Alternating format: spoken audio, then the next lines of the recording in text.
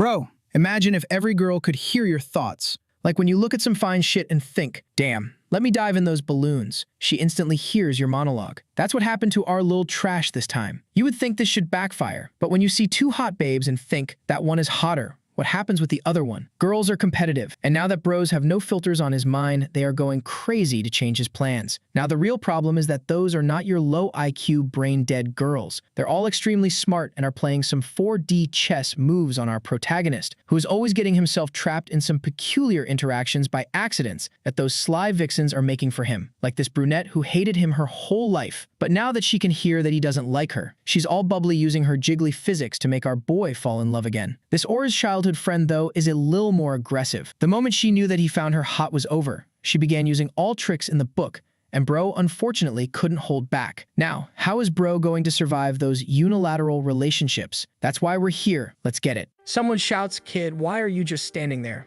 Go say hi to the Xiao family's daughter. She's right there at the door." The protagonist blinks, looking confused, and the person yells again, asking if he's deaf. Then, smack, he gets hit on the head, and the old man barks, "Get up, you brat. Go say hi to her." The protagonist is Linghu Qiang, CEO of the Linghu Corporation. And then the system speaks up. "That old man who just smacked you, that's your grandfather." In this Dragon King C's world, we're in chapter 35, and your identity is the villain Linghu. You've got 5 chapters until you die. Good luck. The protagonist just freezes. Only 5 this time? Seriously? What the hell? Smack. Another hit on the head. His grandfather orders him to quit, mumbling to himself, "Get up and greet the girl already." He stands up, muttering, "Fine, you damn old man, I'm going." As he walks through the courtyard, everyone greets him respectfully, and he just keeps thinking, how long has it been since I got trapped in these books? I don't even know anymore. But it all started with that disaster. A billboard had collapsed that day, crushed him flat, and he basically turned into jelly. Right then, a strange voice told him he had activated the counterattack villain system. From that moment on, he started hopping through countless stories. And it's always the same. He drops into a story as the villain who's about to die, and he has to somehow survive against the protagonist. The problem? The protagonists are always broken. He could fire missiles, and they just swat them away like flies no matter how many he launched. The blasts bounce back and blow up the ground he's standing on. The very first time he tried talking to a sword master, the guy ran him through the heart before he could even finish a sentence. And now here he is again, with the system telling him to do his best. A car stops out front. He thinks. So this time it's one of those novels where the protagonist steals the villain's wife. The car door opens. Out steps a girl in tights, glowing with some kind of powerful magical aura. He immediately knows this must be the target. To the left stands Bixuan, a supposed protagonist of this story. And next to him is Churan, the eldest daughter of the Xiao family. Bixuan is practically radiating protagonist energy, glowing like some hero out of a drama. Our protagonist just thinks, damn it, this bastard really is shining. Bixuan approaches, "Miss Xiao, would you like me to carry your bags?" But she just snaps, "Don't touch me." Our guy remembers, "I'm Linghu, the eldest son of the Linghu family, but I've also been her lapdog since forever." He forces a smile. "Don't mind me, I'm just here to spoil you. Spoiling you is what I like to do. Don't worry." And now, after all these years of following her around, getting nothing, he has to compete with this guy. Bixuan, who has the perfect advantage of being her bodyguard, always by her side. In this story, he's unstoppable, maxed out, fully stacked. And worst of all, he hates him. Churan beams sweetly. "Hi, Bixuan, carry my purse for me." Ling Wuxian just thinks, this guy's an idiot, throwing away his devotion on a woman like her and wasting the family's resources. None of this even makes sense. And I only have 5 chapters left. How am I supposed to steal this girl from Bixuan? This is one of those harem novels made just to make guys happy, but in my case, it's only here to screw me over. He sighs. You know what? Forget it. I'll just take the beating, put up with the pain, and eventually it'll all be over. Out loud, he says, "Miss Churan, there's something I want to tell you." But she turns around coldly. "I don't care what you have to say, but I do have something to tell you." He gestures. "Go ahead, girl." He already knows what's coming. And she says, "Linghu Qiang, give up whatever hopes you have. I will never marry you, even if your family helps my father make more money through interest payments." Suddenly, the protagonist cuts in, "Good, because I was just about to say the exact same thing." She doesn't even notice and is about to say she won't get involved when she snaps back to reality. "Wait, what do you mean?" He says, "Yeah, I also want to cancel this engagement." She still looks lost, while Bixuan wants to know what kind of scheme is going on this time. Churan agrees with him and tells Lingyu to go ahead and reveal whatever plan he's plotting. She warns him that no matter what he says, she won't accept it and won't believe a word. What is wrong with her? Was he playing hard to get or something? Lingyu sighs, "Girl, relax. There's no plan here." Miss Bellybutton Top crosses her arms and says, "I've already been through everything you're trying to pull. You're not tricking me with this act." The protagonist is fuming. This damn girl clearly just wants to keep me as her lapdog while I get humiliated in front of Bixuan. Too bad for her. You've already reached enlightenment. I'm done dealing with a stupid woman like this. She turns to leave without even bothering to shut the door. Out of nowhere, Chu-ran freezes. Wait, who just said that? She looks around confused. There's no one else here, so who called me stupid? What was that? The protagonist says, Miss Chu-ran, you're taking this too far. I'll explain everything to the elders myself, that this engagement can't work, and then it'll all be settled. Bixuan is standing there, furious, while Linghu just storms off. The system pops up, panicked. Hey, something's wrong with the system. Why are his thoughts leaking out loud for everyone in the story to hear? I can't let this bug get reported or I'll be erased. Maybe I can at least tweak it so only certain thoughts and insults slip through. The rest is up to him. Linghu keeps thinking. According to the storyline, Bixuan gets mad because I stole his woman, and that leads to him beating me up. Which is perfect, because if I don't actually go after Chu-ran, he won't have a reason to do anything to me. At the door, he says they've arrived. Everyone stays silent. Chu-ran is still on edge, still wondering what that strange voice was. Linghu notices that for the first time, she told Bixuan to stay outside before coming into the room. Oddly enough, Bixuan didn't even seem all that angry. Inside, the grandfather greets them and Linghu announces that he's brought Miss Chu-ran. One of the uncles sitting in a chair corrects him. Her name's not Xiao, it's just Chu-ran. You should know that, being so close to her. And then the grandfather growls, put some heat on her, you brat. The protagonist says fine, but in his head he's thinking, there's no way I'm getting the #1 beauty in the city. Let her go into Bixuan's harem. I just want this engagement broken off so I can wrap up this ridiculous story already. But once again, Chu-ran hears every word. Hey, that voice again. It sounded like it came from Linghu. I can tolerate him insulting me, but why is he bad-mouthing Bixuan about having a harem? She remembers the times Linghu protected her, told her not to worry, promised he'd always be there. He's my bodyguard, and I trust him because he keeps me safe. But this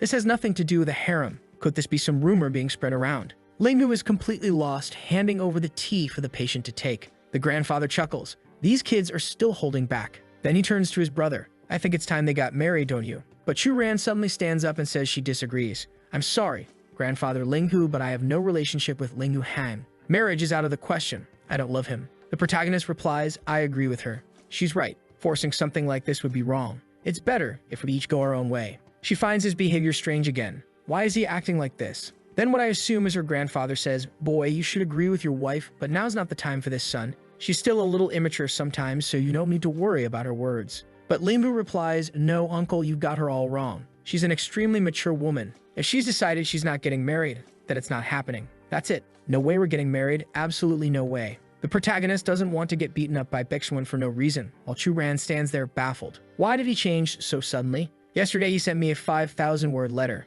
Her grandfather gets emotional. Boy, I get it. You're going to stay by her side even without the engagement.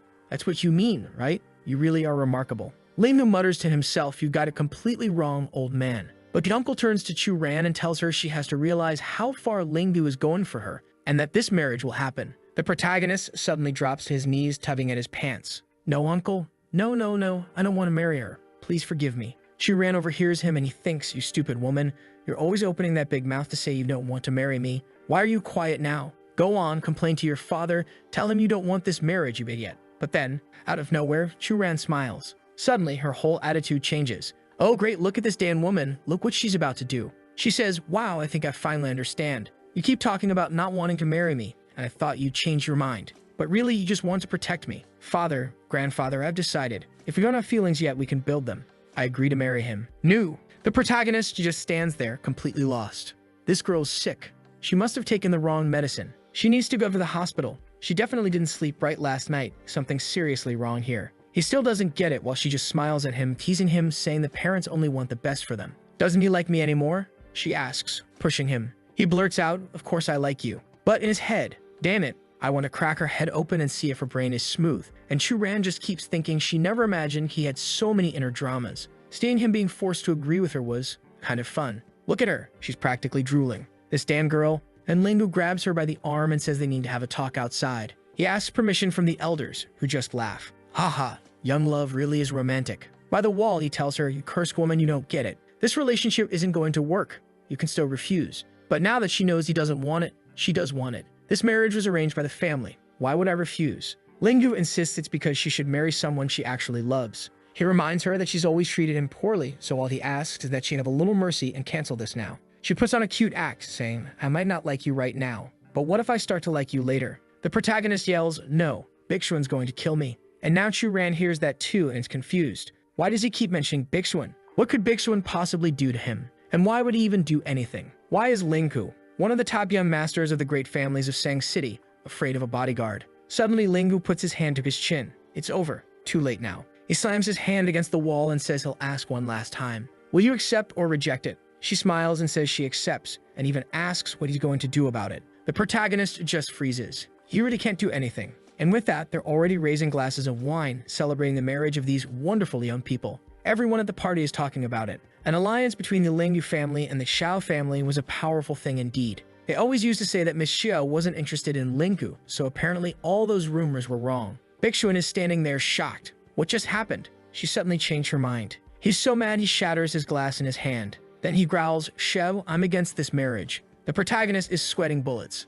Damn, Bixuan finally showed up. My fate's sealed. Meanwhile, the Xiao family's patriarch, Chu Ran's father, asks who Bixuan even is. Bixuan smiles. Take a good look and you'll know. The man squints trying to think while everyone at the banquet just stares, unsure who this guy is. Could you be some unknown rich heir? Then the old man remembers. Ah, that's right. You're my daughter's bodyguard, aren't you? And why do you think you can speak up against this marriage? Now the whole hall is buzzing. Things were getting interesting. A bodyguard opposing a wedding. Ling's silently fuming. Damn these side characters, they're going to rile him up even more. Right then, Chu Ran's father dismisses Bixuan on the spot. That's enough. You're no longer authorized to be here. But Bixuan stands his ground. That's enough for me too. I'm not letting you force her into something she doesn't want. Her marriage shouldn't be decided just by your opinion. Chu Ran, however, doesn't like that one bit. Bixuan, if my father's words don't matter, whose do? Yours? Her father shouts that he's done arguing with a bodyguard and orders him escorted out. Bixuan laughs. Two guys think they can stop me? Then bring it on. Call 10 more if you want. The father agrees.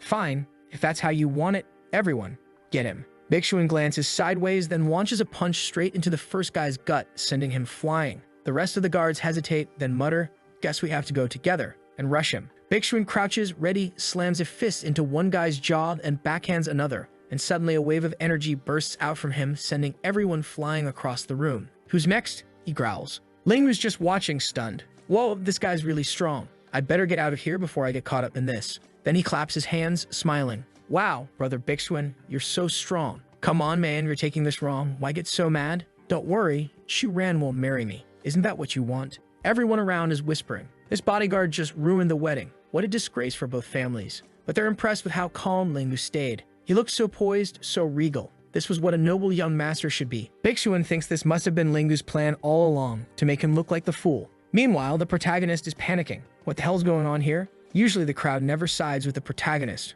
Why are they agreeing with me this time? He's already imagining his own death. No, something's wrong. You should just grab Chu Ran and run off already. Go ahead. She's your girl. He looks at Bixuan. Bixuan, aren't you going to do something? Chu Ran giggles to herself. This Lingyu might look calm on the outside, but inside he's yelping like a puppy. Seeing him struggle this hard is really entertaining. And then it hits me. She's getting married wearing the same outfit. They didn't even bother to draw a proper wedding dress for her. Bixuan thumps his chest and declares that he doesn't care about anyone else. As long as Miss Chu Ran is safe, nothing else matters. From now on, no matter how many people stand in the way, no matter how much negativity surrounds us, I have nothing to fear. Chu Ran locks eyes with him. The protagonist cheers silently. That's it, Bixuan. Go get her. That was the perfect speech. Now all she has to do is act like a princess and let you sweep her away. But then Chu Ran suddenly throws up two bazookas and says that yeah, sometimes he really does get on her nerves. The protagonist just stands there, totally lost. Why is she looking angry right now? She's supposed to cry, get emotional, and let this guy carry her away.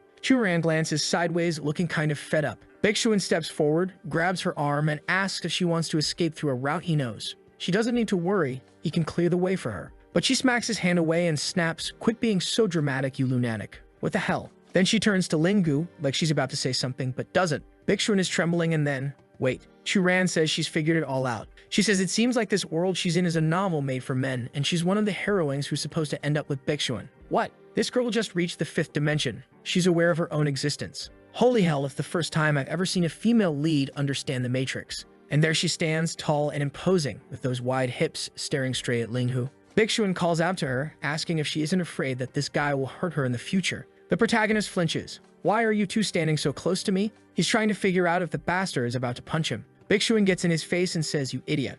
As long as I'm here, you don't get to so much as think about laying a finger on her. But Chu Ran tells him to move aside. She wants to talk to Lingyu. He ignores her completely and steps in front of her again, telling Lingyu to stop forcing himself to think he can have her. In the future, I'll deal with you, he says. At that point, Churan snaps, "Stop being so presumptuous, Bixuan. I'm not going with you." But he turns around with this lovesick look and says, "Churan, your heart is bitter. I know sometimes you say one thing but mean another. Even with this guy trying to hurt you, you're still kind and caring. Are you scared the Lingu family will try to get revenge on me?" Churan is half in shock. Honestly, Bixuan's logic almost makes sense. He goes on, saying her silence speaks volumes, but she doesn't have to worry. He's not afraid of any retaliation. He swears he won't let such a gentle and kind girl fall into the Lingu family's trap. Then he spins toward the protagonist, anger in his eyes. "Damn it, Lingu. There's something wrong with this kid." The protagonist remembers that this is the exact part of the story where Bixuan glares at him like he wants to kill him, and that's when he dies. That wretched woman. She's putting on this whole act just so this guy will kill me. Churan is just standing there, taking all of this in, thinking she's done nothing wrong. "Hey, Lingu, do I look like I'm acting right now?" That's when her father steps forward and says enough is enough. "Bixuan, you're just a toad wanting to eat swan meat." The Chinese really love that weird phrase. But it doesn't matter. Lingu is already part of my family. Lingu is just standing there thinking. Father and daughter are both trying to kill me, shooting arrows straight at me, making all these damn plans to ruin my life.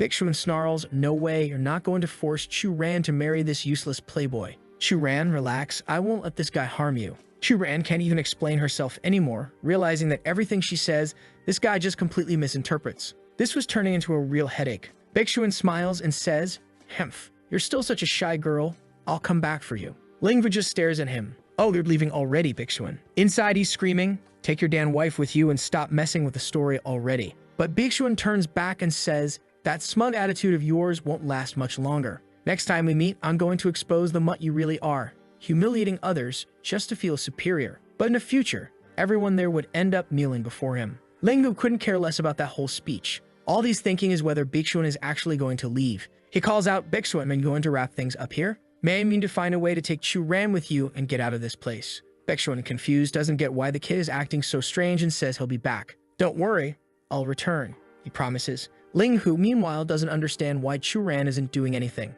If this guy would just take her away now, there'd be no reason for him to come back later and rip my throat out. It'd be way better if she just disappeared from here. Poor Churan has her hand over her face while the two of them argue.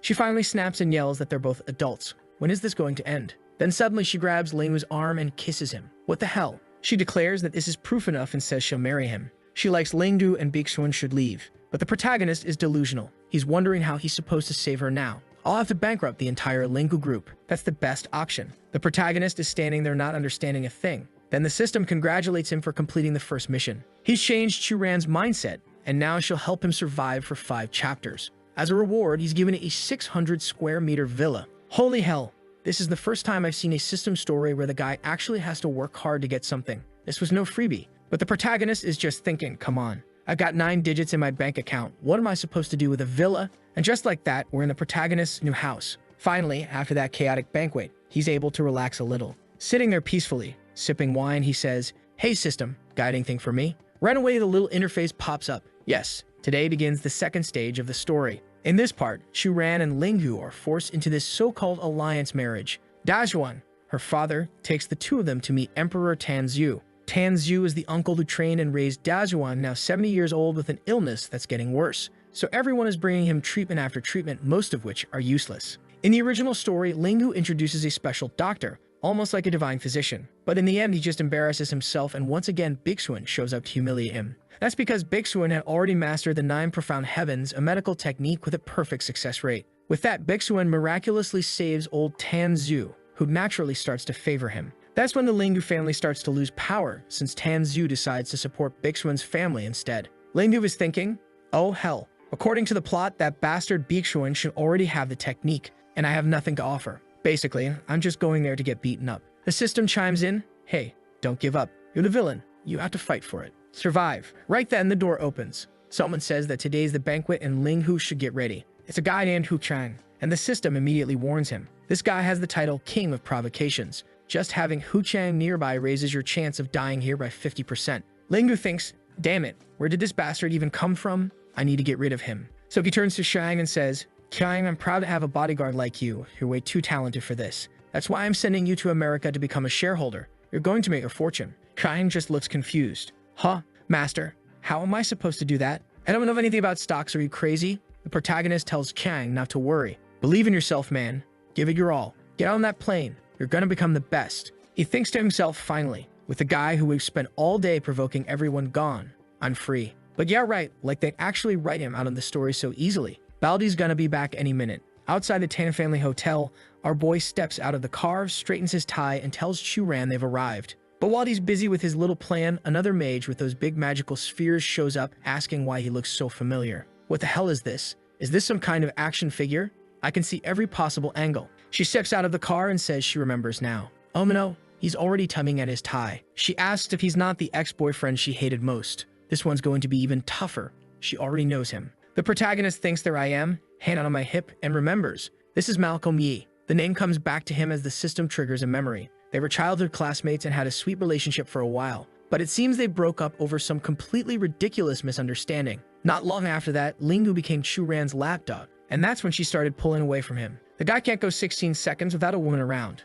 A real lovesick fool. Kiryu smiles, saying it's been a while since they talked, but there's no way he could have forgotten her. The protagonist, meanwhile, can feel the sheer weight of her magic and admits she's breathtaking. It's hard not to appreciate that she used to be his girlfriend. But at the same time, he thinks to himself that he's stubborn. And of course, Black Thought Bubble. We know she can hear him. She's startled, looking around, trying to figure out who just said that. By the time she looks forward, our protagonist is already heading for the car. He leans toward the blonde guy. How much is this car, huh? Let's talk business. Meanwhile, he's thinking, great, another woman showing up to cause me problems. Get lost. But that thought gets captured too, and she notices that now that he's farther away, the voice is a little quieter. Lingu casually asks the blonde guy, hey buddy, wanna go have a smoke with me? But the thought that gets captured is, damn it, what good is it that she's hot? In the end, she'll just end up in that guy's harem. I'm the biggest fool in this book. That bastard stole God's favor, and now he wants to steal my ex-girlfriend too. The villain's life really isn't easy. Fuyu hears all of it and steps closer. What nonsense are you talking about? Confused, he says he didn't say anything. She replies, you might not admit it, but you really are making a mess of things. After holding on to Churan for so long and finally winning her over, now you're trying to make her mad. The protagonist is completely lost, thinking, I'm literally begging for a divorce. What's the point of all this? I don't even like that weirdo Churan. A better match would be someone like her, my childhood friend. But of course, she hears that too. Damn it. And now we've got another smart girl on our hands. She's already realized that he doesn't know she can hear every single one of his monologues. But that's not even the most important thing. She wants to know what he means by saying she's better than Churan. So she asks, why do you look sad whenever you talk about Churan? Do you not want to marry her? Lingu sighs. This marriage is a minefield. Kiryu presses him. Then why are you her lapdog? The protagonist launches into another inner rant, which she also hears, saying he never wanted to be her lapdog. He was forced into it. That lunatic Churan manipulated all of Bixuan's hatred so that the bastard would want to kill him. Damn story with zero intelligence. He just wanted to kick them both. Kiryu is giggling while he just stands there like, seriously? Is she stupid? Literally? A random insult pops into his head. She steps closer and says, so that explains it. That misunderstanding all those years ago wasn't your fault. Great, now it's not a magic academy, but fireballs keep flying the protagonist nonstop. She sighs, saying it's a shame he still has to get married. And then he drops the legendary line, even a good horse likes to graze in familiar fields. Damn Chinese competing with Socrates now. He gently pushes her away, saying life would be way easier with someone like Kiryu. But now he has no choice. Right then, Churan steps out of the car,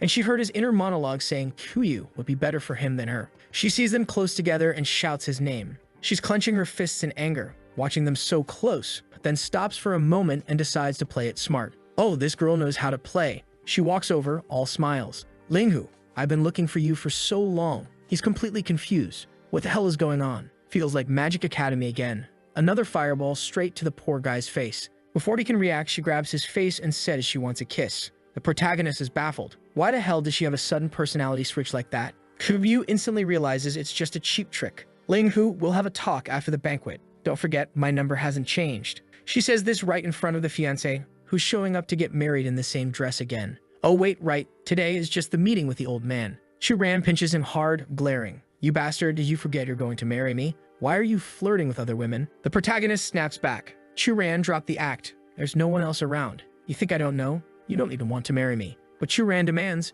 you think you're escaping now? The announcement's already been made, half the city knows.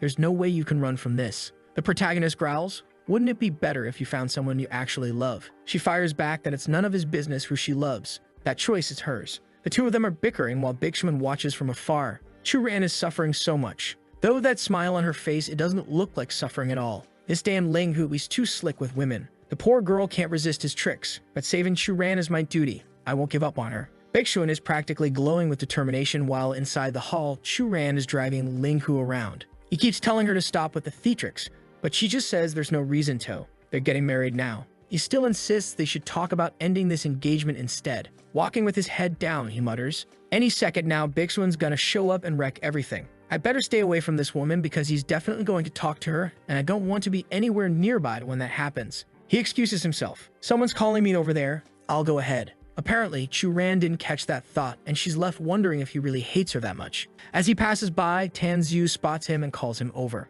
"Ling-hu, I was looking for you. I prepared an incredible gift for you." The gift is Dr. Shangwen, who steps forward and adjusts his glasses. "Yes, I am a top-class physician," he says confidently. Tan-Zhu explains, "Ling-hu, this man is an excellent play. Even if his treatment doesn't work, people will see that you tried out of goodwill. And if it does work even better, this will definitely strengthen the bond between the Xiao family and the Ling-hu family." The protagonist just asks, "What's this old man's name again?" He remembers that in the original story, the so-called divine doctor was also brought in, and his surname was Shangwen. But in the end, Baeksuan exposed the guy as a complete fraud. Ling-hu had tried to make sure that man wouldn't appear at all, because if Baeksuan humiliates him, he'll be associated with the failure and might get beaten up for nothing. He's doing everything he can to remove the people who only make his life harder, but it's not easy. Then he wonders if there are parts of the story that just can't be changed, like the doctor's appearance, since the whole plot kind of revolves around him. Tan-Zhu interrupts him. "Boy, why are you just standing there? Don't you want to take the doctor inside?" The protagonist clutches his stomach dramatically. Stomachache, give me a second. And he bolts for the bathroom. Outside, holding a wine glass, he thinks the whole situation is completely insane. And then, bam, his childhood friend shows up sticking close to him. She asks if something's wrong because she can tell he's not doing well. She grabs his jacket, saying she noticed his interactions with Chu-ran didn't look natural at all. Ling-hu just glares at her and tells her to take her hand off him. "I'm already engaged," he says. But in his mind, he's thinking that in his experience with these kinds of stories, you never touch a beautiful woman because they'll all end up in a protagonist's harem anyway. Kuryu says none of that matters. Marriages can be called off. The protagonist just stares at her, thinking to himself, another thought bubble that gets captured. This girl really is testing my mental fortitude. He's trying to resist, but this little demon with a tiny waist and everything else going for her is hard to ignore. Of course, she blushes right away, wondering if he really thinks that. She decides to go in for stage 2, saying she wants him to be honest. "Who do you prefer, me or Chu-ran?" The protagonist turns away and says, "Chu-ran is my fiancé. You're just a stranger." But inside, he's thinking, "Damn it, I can't hold on anymore." And she doesn't stop. She goes in for a sneak attack, biting him lightly, saying he has to be honest. They're friends, sure, but what kind of friends are they? The protagonist tells her to have a little self-respect. His heart is pounding so hard it's about to explode. He says it's getting hard to resist. He's a man, after all, and he's about to lose control. Kuryu just laughs at him, thinking he's a hypocrite. He's saying all this, but his thoughts make everything perfectly clear, and she finds it hilarious. The protagonist notices she's having fun with this, but just then, he sees Baeksuan coming. He suddenly shoves Kuryu back and says, "Enough. As long as this engagement is still happening, you're just a stranger to me." Even he gets mad at himself for pushing her. Damn it, how could I push away something that perfect? But he knows he can't go any further. If he does, he's finished. Seems like the villain's fate is to just look a lot and touch very little. But Kuryu hears all that and just laughs softly, while Ling-hu thinks, "I'm humiliating myself here and she's laughing at me?" He starts thinking this girl doesn't even see him as a human being in this story. He demands to know why she's laughing so much. She says it's nothing, that she just thought about something that made her happy. Fed up, Ling-hu says he's leaving. This story is already getting weird.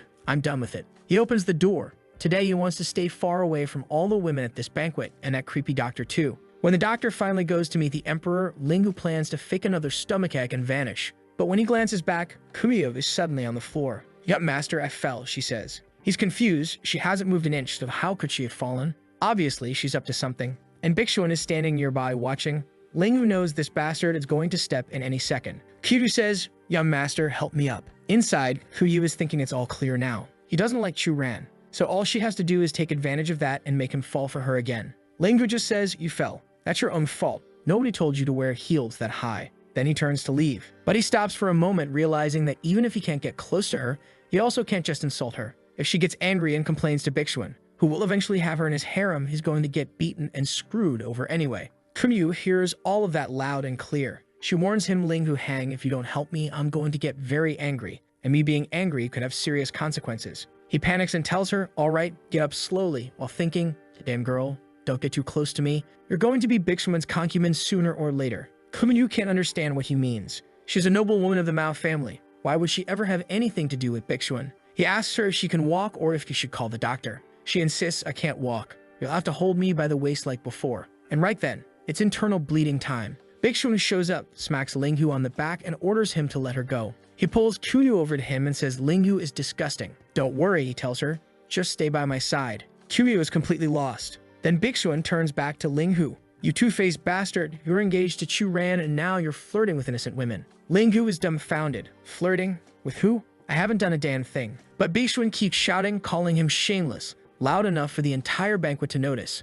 Kuyu urges him to keep his voice down, but Bigshun refuses. This guy needs to be called out publicly. Chu Ran has to see his true colors. And just then, a bald-headed man appears, demanding to know what's going on and what Linghu's relationship is with his sister. This is Mao Xiaojun, Q's brother. The two men stare each other down, but somehow they already seem to understand one another. Linghu knows these siblings have some shady schemes going on. According to the story, Xiaojun and Qiu are fighting for control of the Mao family. And before the banquet, Xiaojun secretly met with Bigshun and struck a deal. They convinced a faction of the Mao family to invest in a garbage project that's guaranteed to lose money. When that happens, Xiaojun will gain more power and take full control of the family. But Bigshun has an even smarter plan. Right before the stock value crashes, he'll contact Qiu and save her family, securing her loyalty and, of course, adding her to his harem. Linghu just thinks, these dogs are ruthless. Qiu is standing there shocked. Apparently she heard everything. Xiaojun asks if she needs help, but she's seething with anger. She can't believe her own brother is plotting with outsiders for something like this. Worst of all, her father really did invest in that ridiculous Project Mars. She tells Xiaojun she's fine. She just needs some time alone, and leaves. As she walks away, she wonders how Linghu could possibly know all of this. He never cared about investments or studied business, so how could he have this information? Could it be that he's always cared about her? Maybe he was always thinking of her. And this is what true love really is. The girl is practically about to faint. Meanwhile, Bigshun grabs the protagonist and tells him not to even think about running. He has to show everyone what he did to the poor Mao girl. Suddenly, Kumyu speaks up, pity in her voice, and tells Bigshun it isn't necessary. He was helping me. He was a perfect gentleman. You should let the young master go. Suddenly, Kuyu clings to the protagonist's arm and says Bigshun is just spouting nonsense without knowing anything. He's just a bodyguard, so why is he acting like some wild beast? The protagonist sighs inside. Damn it, here we go again. Kuyu leans on him, whining, "Help me, my leg hurts." The protagonist mutters, "Girl, I'm at my wedding. Find someone else." But then she presses her hand to her stomach and threatens, "If you don't help me, I'll scream and tell everyone you tried to take advantage of me." Right then, he realizes this woman is poison, and with no choice, he walks out with her. Kuyu warns her brother as they pass, "When I reveal everything, you better be ready. We're going to settle this." Her brother just stands there stunned, not sure what she means. Meanwhile, in the reception hall, Linghu sets her down in a chair thinking, the second I step out that door, I'm done for. But Kuyu doesn't want to let him escape. She says her legs hurt badly after that fall, and she needs a massage. The protagonist insists it's not the right time. Inside, he's panicking. Any move I make here, Bigshun's going to hate me for it. This can't end well. She hears all of it and says it's nothing serious. She just wants some help to feel better. And obviously, if he doesn't do anything, she'll scream and make it sound like something's happening. He hesitates, begging her to wait, but she starts counting down. 3, 2, at 1, I'm screaming. With no way out, the protagonist is forced to begin the sequence of attacks. The strikes are precise. She starts writhing in pain and suddenly, white blood flows. She must be an alien. Holy hell! Someone take the pencil out of the author's hand. This needs to stop. He asks if she wants him to go further. She just keeps reacting. What is happening here? The fight is way too intense. She's breathing heavily, exhausted, like the battle is wearing her out. Linghu blurts out, this is getting weird, isn't it? Meanwhile, out in the garden, Bigshun is confused. Brother Mao, what's going on? Your sister's being tricked by Linghu. Mao Xiaojun answers, oh, so you're interested in my sister, are you? The solution's simple. Kubu admires strength. She likes capable men. Just impress her, and naturally she'll become yours. Bigshun frowns, but it seemed like she was getting along with Linghu. Xiaojun reassures him, don't worry. They'd only had a few chats. He's married now, so at most they see each other once in a while. Nothing to worry about. Then he leaves, and Bigshun is left there thinking, damn Linghu, all these women around you. Soon, they'll all be mine. At that moment, someone calls from across the hall. It's Chu Ran's father asking a certain guest to present the doctor to the emperor. This is exactly the moment Bigshun has been waiting for to flip the script. A few people peek in through the door, whispering that things look dire. The old man is even fainting. That night at the elder's house, he's not even waking up. Dazhuang tells Linghu that his uncle's condition is only getting worse. He really does need the divine doctor. Linghu asks, Shangwen, do you know what's going on? The doctor rubs his forehead and says he's almost certain. He just needs to check the pulse. Bigshun, watching this, is convinced. Today is the day Linghu goes down. The doctor helps old Tan Zhu sit up, saying he's finally regained consciousness. He explains that this illness is strange. Many doctors have examined him, but none have found the cause. Worse still, the medicine they've been using has grown less effective with time. If you have any solution, he pleads, please don't hesitate to help me. Hyojin turns to Bixuan and says,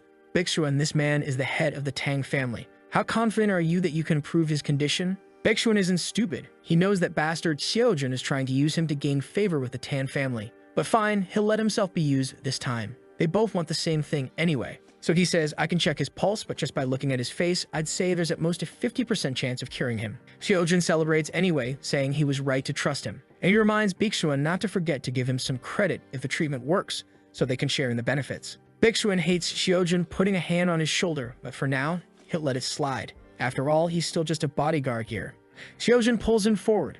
Come on, let's check his pulse. But Bixuan stops him. He remembers the saying, show a brick to attract jade. Meaning, you show something of little value first and then the truly amazing thing appears later. If they rush in and show off his skills too early, it won't have the same impact. He explains they should let the other guy go first. Hyojin asks, wait, you mean let the divine doctor try before us? But if he cures him, we're screwed. Bixuan assures him, relax. That guy only pretends to be a doctor. He's just a fraud. And if the divine doctor fails, just imagine how impressed they'll be when we step in afterward. Hyojin thinks about it, then nods. Makes sense. Damn, Bixuan. You're sharp. At that moment, Hyojin puts a hand on the so-called doctor. Everyone, look who we've got here. It's the divine doctor. He drags the man forward and says, Dr. Divine, didn't you just arrive with the Xiao family? Why don't you take a look at the old master here? One of the sons exclaims, thank God the Xiao family brought someone to help us. Shangguan hesitates, but says he'll take a look. In the background, the father is quietly cheering him on, telling him to do his best. Linghu, on the other hand, is anxious, thinking that in the end, this whole mess is going to fall on him. Da Zhuwang steps up to reassure everyone. The 18th generation of the Wang family has produced incredible doctors. They saved countless lives. Divine Dr. Shangguan is unmatched. They say he's the reincarnation of Master Hua himself. Linghu mutters in his head, damn it, why are you exaggerating this introduction so much? If it goes wrong, they'll all blame me. Shangguan examines the pulse. My analysis shows the rhythm isn't right. This illness comes from the liver. It seems his gallbladder is blocked by the 6 meridians and fire is spilling into the heart. The poison is building up in both heart and liver, worsening his condition. Then he says calmly, but don't worry. With my technique of the 9 divine meals, everything will be resolved. Bixuan smirks from the side. Ridiculous technique. My celestial spiritual flower is far superior. Once you embarrass yourself with this, I'll step in. That will be the moment of Linghu's downfall. The doctor begins preparing the needles. Then suddenly, he calls for young Linghu to come closer. The protagonist freezes. Me? The doctor nods. Yes, I need a certain kind of help. I'm counting on you. Linghu panics. I don't know anything about medicine. There's no way I can do this. Inside, he's thinking, why the hell is this guy calling me over? Even slaughtering pigs requires a professional. What makes him think I'm useful here? At this rate, I'm dead tonight. But Shangguan says, young Linghu is very humble. Are you really going to keep this secret from everyone? Then he turns to the crowd and declares, I've heard that a long time ago, young Linghu received a talent in the art of medicine. The last time my shoulder hurt, he hit the perfect acupuncture point and the pain was gone in a second. Linghu is just standing there thinking, this guy's out of his mind. He's obviously kissing up to me in the most obvious way possible. But Shangguan just says, Linghu, let's begin. Take this needle and disinfect it. He goes straight for the first one on the forehead, saying this point is perfect for getting rid of back pain and even colds. This one on the head regulates his meridians. The protagonist just nods along, saying nothing. While Shangguan keeps giving instructions, Bixuan is smiling to himself. Then he says, your order is correct, but you still lack strength. Shangguan immediately demands to know who this ignorant brat is that dared to speak. Bixuan, unshaken, asks if he feels so guilty he can't even look at him. The doctor turns and snaps, who do you think you are, kid? Young Master Tan, throw this brat out already. It's an insult that he's even here. Tan raises his hand, ready to act, but Bixuan stops him. You better think carefully. I'm the only one who can save Tan Zhu. If you kick me out now, you lose your only hope.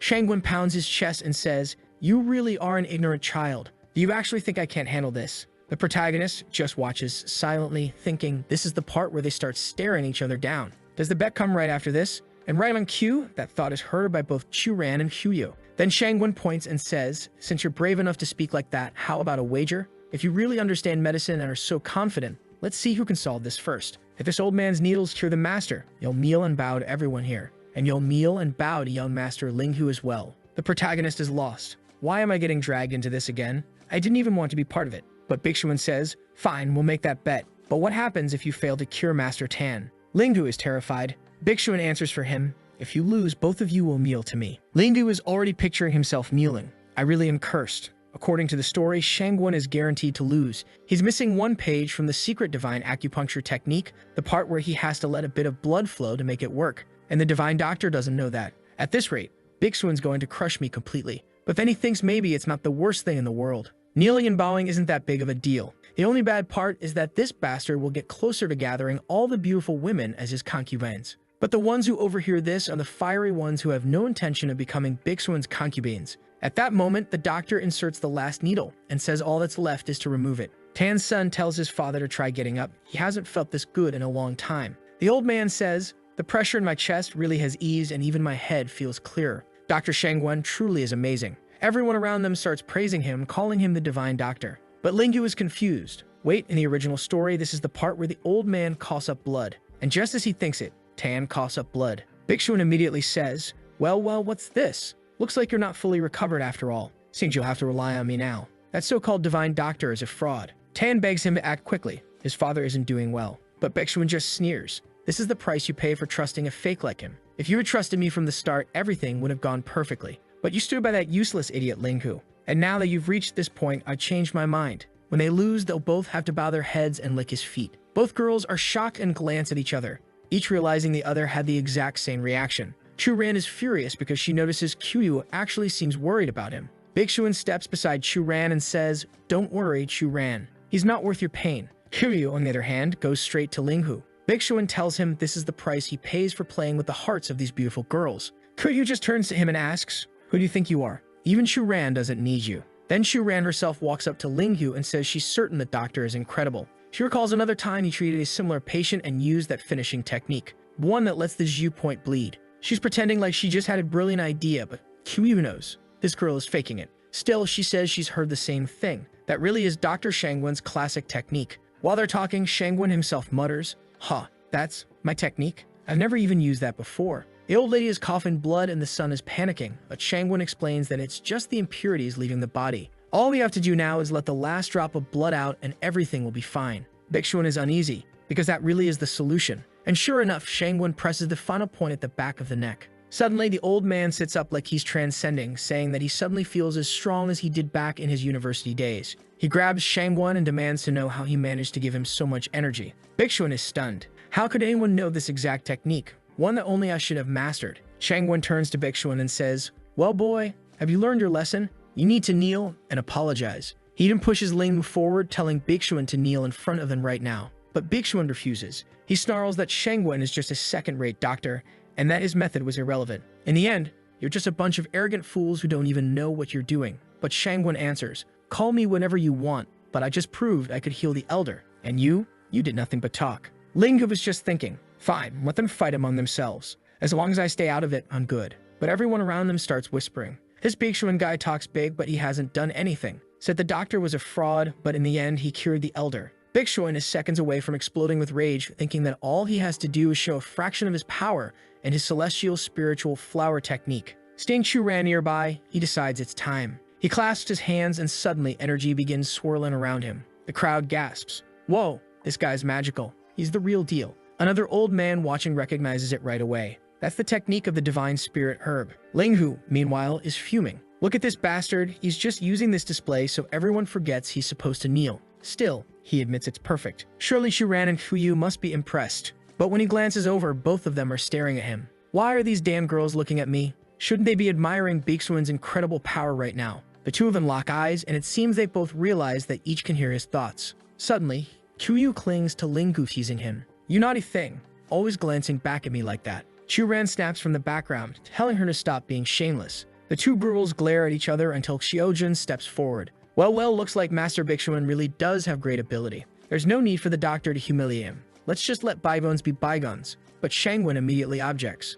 No way, we're not just letting this go. 1 second he's being arrogant, trying to humiliate everyone.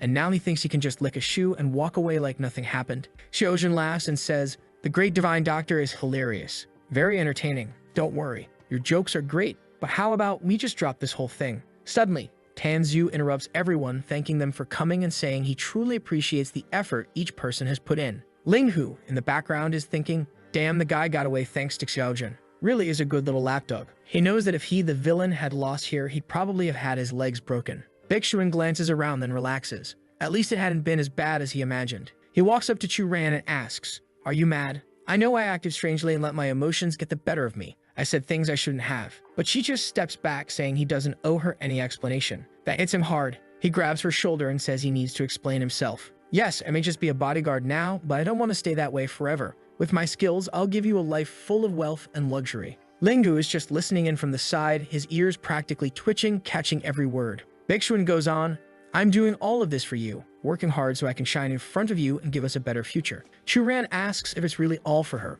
He swears it is. "If I had the chance to treat that master with just 3 needles, I'd feel better than ever." Linghu is just thinking from a distance, this guy is really obsessed with power. He embarrassed himself and still has the nerve to say it's all for Chu-ran. He's a hell of an actor. Poor girl's probably falling for his little speech like a fool. But she hears every word of his thoughts, and suddenly realizes that all of Baeksuan's seemingly heartfelt words were just calculated tactics. If not for Linghu, she really would have been fooled. Baeksuan asks if she forgives him. Linghu is thinking, forget all the formalities. If she wants to be part of this guy's harem, that's her choice. After all, she wanted to end this engagement too, so fine, even if she was my wife. Just hearing the words "my wife" is enough to make Chu-ran react. Baeksuan notices her change and asks what's wrong. Chu-ran's expression hardens and she says, "Didn't we bet that the loser would have to kneel in public? Or are you naive enough to think you can walk away without paying the price?" Baeksuan freezes. "What did you just say?" Even Lingdu is confused. "Big sis, why are you doing this? We already gave him a way out. Let him leave quietly. Stop provoking him."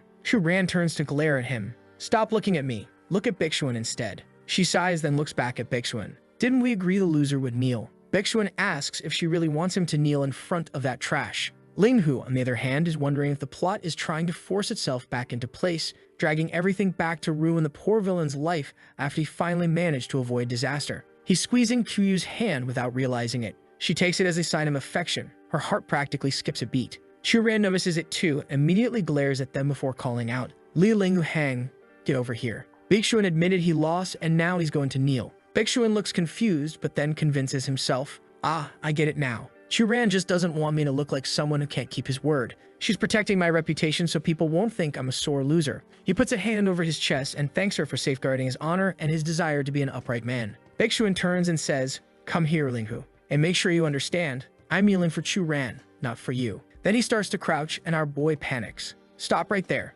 Linghu shouts, pulling Kuyu in front of him as a shield. "No way. If the protagonist of this story humiliates himself because of me, how am I supposed to survive?" Kuyu tries to jab him in the stomach, but Linghu just clutches his belly. Owl's stomachache. Then he bolts for the bathroom. Right then, the system appears out of nowhere, congratulating him for surviving another part of the story. Linghu just blinks. "Survived? What do you mean survived?" Both girls look back just as confused. Suddenly, the entire space warps, and Linghu is sucked into a void. When he opens his eyes, he's lying on a bed. The system congratulates him again, telling him he now has 3 full days to rest and prepare for the next missions. Linghu gulps some water, sits back, and asks how many points he earned this time. The system flashes the number, 2,333 points. Linghu is furious. "Seriously? After all that humiliation, that's all I get." The system calmly tells him to relax. They have a fair and precise way of calculating points. Linghu says he gets it, but wants to know how many of these stories I'll have to complete before he can finally return to his real world. The system explains, "Well, your death in the other world was caused by that falling billboard, so you'll need to buy a resurrection." Linghu immediately asks how much it costs. The system apologizes. A resurrection costs 88,888 points. Right away, Linghu hurls a pill of the system and tells it to disappear. He realizes he only earns 100 points each time he clears a story. At this rate, he'd need to complete around 8,000 stories, and with 3 days of rest between each one, he does the math and decides he might as well just stay dead. But the system urges him not to give up. The better he performs in the missions, the more points he'll earn. Linghu just collapses on the bed. "I quit. I don't even want to resurrect anymore." The scene shifts to the Hao family hall 3 days later. With a flash of light, Linghu wakes up, now with long hair, groaning, "Damn, why does this teleportation hurt so much?" Someone points at him and sneers. "Look at this trash." Heartbroken over love and reduced to this pathetic state because of the Su family. Looks like we're about to experience another world before going back to the last one. Someone shakes Linghu by the shoulders, telling him to stop acting like that. He's about to throw up. The system chimes in, announcing that the entire story has been synchronized. Today is the day Linghu Hang, the villain of this novel, marries the woman he loves. Linghu freezes, realizing this one is a historical drama setting. The woman's name is Su Ruining. Apparently, their families had arranged a marriage, but at the last minute, he's replaced by the protagonist, some guy named Ming Yi. An uncle insists they can't let all their efforts go to waste. Then Tan, Lingbu's cousin, says they can't just let that bastard Ning Ye steal her away. They should go get the bride back by force. The third uncle, Gang, tells everyone to calm down. And Lingbu's father, Feng, says Miss Ruming had been in love with Lingbu since they were children. Gang pushes back at his older brother. The Su family broke the promise they made. Why are you being so sentimental? If they don't value the bond between our families, then from this day forward, the Lingyu family should cut ties with them completely. But Linghu, now fully caught up with the story, just thinks to himself, are these people idiots? The Su family is about to dominate the entire region's negotiations. That's because Ningyu's future achievements will make everyone in the entire Chuanshan region want to kiss his feet. Punishing the Su family would just be plain stupidity. Linghu is thinking all this, and apparently, this time everyone can hear him. He keeps going in his head. It's not like I'm just losing the first woman I ever loved. There's nothing wrong with that. Besides, this Ningyi guy seems like a good dude. His family went through a lot, and ours made his life miserable. If he hadn't been pushed this far, maybe he wouldn't be against everyone. At this rate, we're going to become the villains. No, actually, we already are the villains. Everyone is silently listening, starting to realize they just overheard some dark secret. Someone suggests they should all sit down, but everyone is too embarrassed, fidgeting, wanting to leave, quickly changing the subject. Meanwhile, Tian, the blue-haired cousin, is standing there thinking, what the hell is going on? Feng, Linggu's father, asks, why don't we just let this whole issue go? What do you think? Our protagonist turns and says, Father, you agree too, right? Why stress over this nonsense? Let's be the mature ones here and just wish them a happy marriage. Qian asks, Brother Hang, are you being serious? There are no traitors around, so you don't have to smile so fake and pretend to be strong. Linggu just places a hand on his chest and replies, I am sincere, my friend. I don't need to pretend to be strong. I am strong. Anyway, it's late, so I'm going to take a bath and go to bed. In his head, though, he's thinking, better to just put an end to this whole thing. The more these guys keep thinking, the more mistakes they'll make. I should just get out of here. Once again, everyone hears it and is left looking confused. Shin wonders, wait, was I actually hearing Linggu's voice in some strange way? Then Uncle Gang stands and says, that's enough. Meeting's over. Everyone's dismissed. And that's when Linggu realizes something. His cousin Tian is basically competing with Tofu for being the densest person alive. Feng, the father, on the other hand, is left wondering what just happened. Was my son possessed or something? Back in Linggu's room, he collapses onto the bed, relieved that he finally gets to rest a bit more. But something feels off. Why was the system so quiet today? It didn't say anything weird, just mentioned the plot was synchronized and disappeared. He tries calling out, Moshi Moshi little system, where are you? But there's no response. He's sure something isn't right. The next chapter opens in the gardens of the Linggu estate. A girl is tugging at Tian's arms, begging him to read some books and study with her. But Tian shakes his head and says it's pointless. The books in this place are stupid. I'm not a kid anymore. I don't need to sit around reading. I'm the second young master of the Lingyu family. I was born to be superior. Why waste my time with this? Yu insists, you need to learn the wisdom of the sages. It's the only way to stop people from laughing at you. Chen just waves her off. I'm not even going to argue. Give those books to someone who actually wants them. I'm not interested. Meanwhile,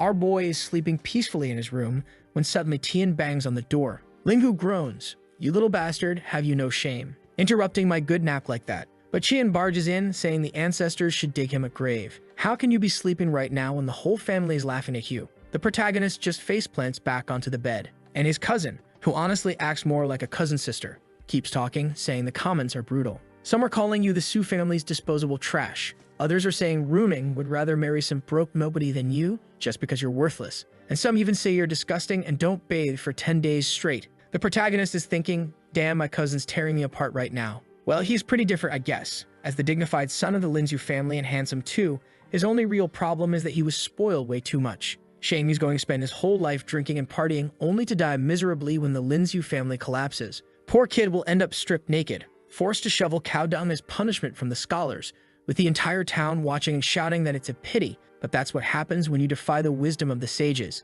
The boy has potential, but there's no saving him. After that intense monologue, Tian is just standing there frozen, not knowing how to respond. Lingdu waves him off. All right, man, I'm going back to sleep. Why don't you go drink and have some fun? But Tian suddenly shouts that there's no way he's going to have fun. He says he's not the type to play around. Lately, he's been focused on studying. Lingdu is stunned as Tian storms off in tears, swearing that from today onward, he's going to study so hard the books will rip in front of him, and he'll make every scholar respect him. Lingdu just lies there, confused. What the hell is wrong with this guy? But right now, he's more worried about the system. He needs his mission so he can get out of this place. Since there's nothing else to do, he decides to just follow the original story for now, better not to change too much of the future. Not long after, someone knocks on the door saying he's received an invitation from the Su family. Linggu asks where the invitation is. The servant explains that a young lady personally came from the Su family to deliver it, and she's inviting him to dinner at Zuixian restaurant. They ask what he wants to do. They can send her away if he'd prefer. Linggu is so confused, wonders who besides Huoning, the wife who abandoned him, would be looking for him. It seems like someone you should recognize, but the servant is vague. Finally, Linggu says fine, he'll go. At the gates of the Linggu family estate, someone's waiting for him. Just seeing her graceful figure, he can tell it isn't Huoning. So who is it? He approaches, straightening his clothes nervously, and says, I heard you invited me to dinner. What's this about? The girl glances back and calls him young master. Linggu freezes. Wait a second. What? Isn't this the same girl from the other story? Both of them are thinking the same thing. Why is it you? Linggu stammers, you, and she raises a brow. You what? She asks why he's so nervous if he hasn't said anything. Huh, something's off. Is this guy pretending not to know me? Linggu awkwardly says, oh, you're the one who brought the invitation for dinner at Zuixian. Right, she answers. Yes, but what was with that? Why are you here? You just muttered? This isn't the first time we've met, so why are you so shocked? Ah, here we go again. Women in these stories are all cunning and way too sharp. Kuryu is already planning to tease him since he clearly wants to play this game. Linggu scratches his neck and says, yeah, it just startled me, that's all. I was just expressing my feelings. For a second, I forgot we were close, practically like family. Kuryu grabs his arm and smiles. What a coincidence. This green outfit looks much better on you than that black one with the gold trim. Linggu freezes. Wait a second. She's talking about the outfit I wore back during the Tan family arc. He starts trembling. System, stop playing around and give me my mission already. Kyubyo is one of the heroines from the other story, the Dragon Sea arc. What the hell is she doing here? She stares him down and says, stop pretending, you scoundrel. You really think I wouldn't recognize you just because you changed clothes? Or are you just bitter because you didn't marry your childhood sweetheart, Miss Huoning? That definitely sounds like the wrong thing to say because the protagonist grabs her right then. And damn, he pulls her close from behind and tells her to stay quiet. He says he'll explain everything, but they need to keep silent for now. Kuryu finds it strange, wondering if he's really trying to hide inside his own house. They start walking together while the people nearby just watch in stunned silence. Linggu's parents are both confused. His father says, are we hallucinating right now? But his mother shakes her head. No, I think I just saw him grab Miss Kuryu right there in the middle of the hall.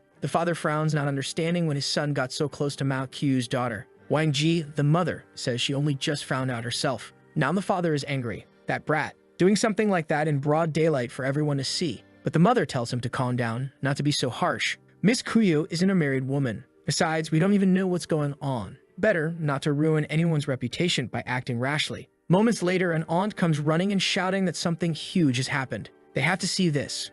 Apparently, Qian Yi, the same guy who refused to study earlier, is now suddenly determined to pass the imperial exam. The parents are baffled. Shan had never studied a day in his life. Someone is holding a manuscript while he fumbles through it, mumbling something about manifestation. The old man shakes his head, saying the boy doesn't even know the meaning of the word virtue. And then, whoa, look at who's by the window. It's the concubine of this world's version of the protagonist. Linggu's just staring like, why would anyone marry someone like that? She meanwhile is wondering why Tyan is suddenly trying to study. He's useless. And in her mind, this must just be another scheme to borrow money so he can go out drinking like an idiot. Good thing he's too dumb to actually learn anything, she thinks. Otherwise, he'd probably cause even more trouble. Back with the protagonist. Linggu barricades the door with a plank of wood and demands to know what Kuryu is doing here, and why she's suddenly Huoning's cousin in this world. Kuryu says she has no idea. When we were at that dinner with Bixuan, there was a flash of light and I passed out. When I woke up, I was already here, at Huoning's wedding. Linggu is completely confused. Not only did the system disappear, but now is dragging characters from one story into another. Kuryu then asks why he came to the gate to meet her. Didn't you already give up on Huoning? Linggu scoffs. You think I'm crazy? Why would I try to steal the protagonist's wife? I'm not that tired of living. Thank God for the writer, right? But Kuryu says, that's not how you acted in the last novel. You were secretly sabotaging Bixuan, making him look like a fool while still flirting with Churan, and even teasing me. This throws Linggu off. She just referred to herself like she knows she's a character in a novel. Wait, does she actually know she's a character? And sure enough, Kuryu smiles. Yes, she says, I know exactly what you're thinking right now. Linggu blinks. What do you mean? You know what I'm thinking. Then she delivers the blow. I know every single complaint you make. I can hear everything. Linggu starts remembering those weird moments when she elbow him and react in strange ways. But once again, he just thinks she must be talking nonsense. None of this makes sense. Except she hears that too and says she's not talking nonsense at all. Seeing this, he can't help thinking that, as expected of the female lead, her smile was amazing. Then she asks him if he really likes seeing her smile that much. He realizes, yeah, that's actually the only thing he likes. That's when it hits him. This girl was actually listening to everything he was thinking. At that moment, he's sure. This must be her system ability, being able to hear other people's voices. Meanwhile, his own system is trash, not developing properly, and basically wide open.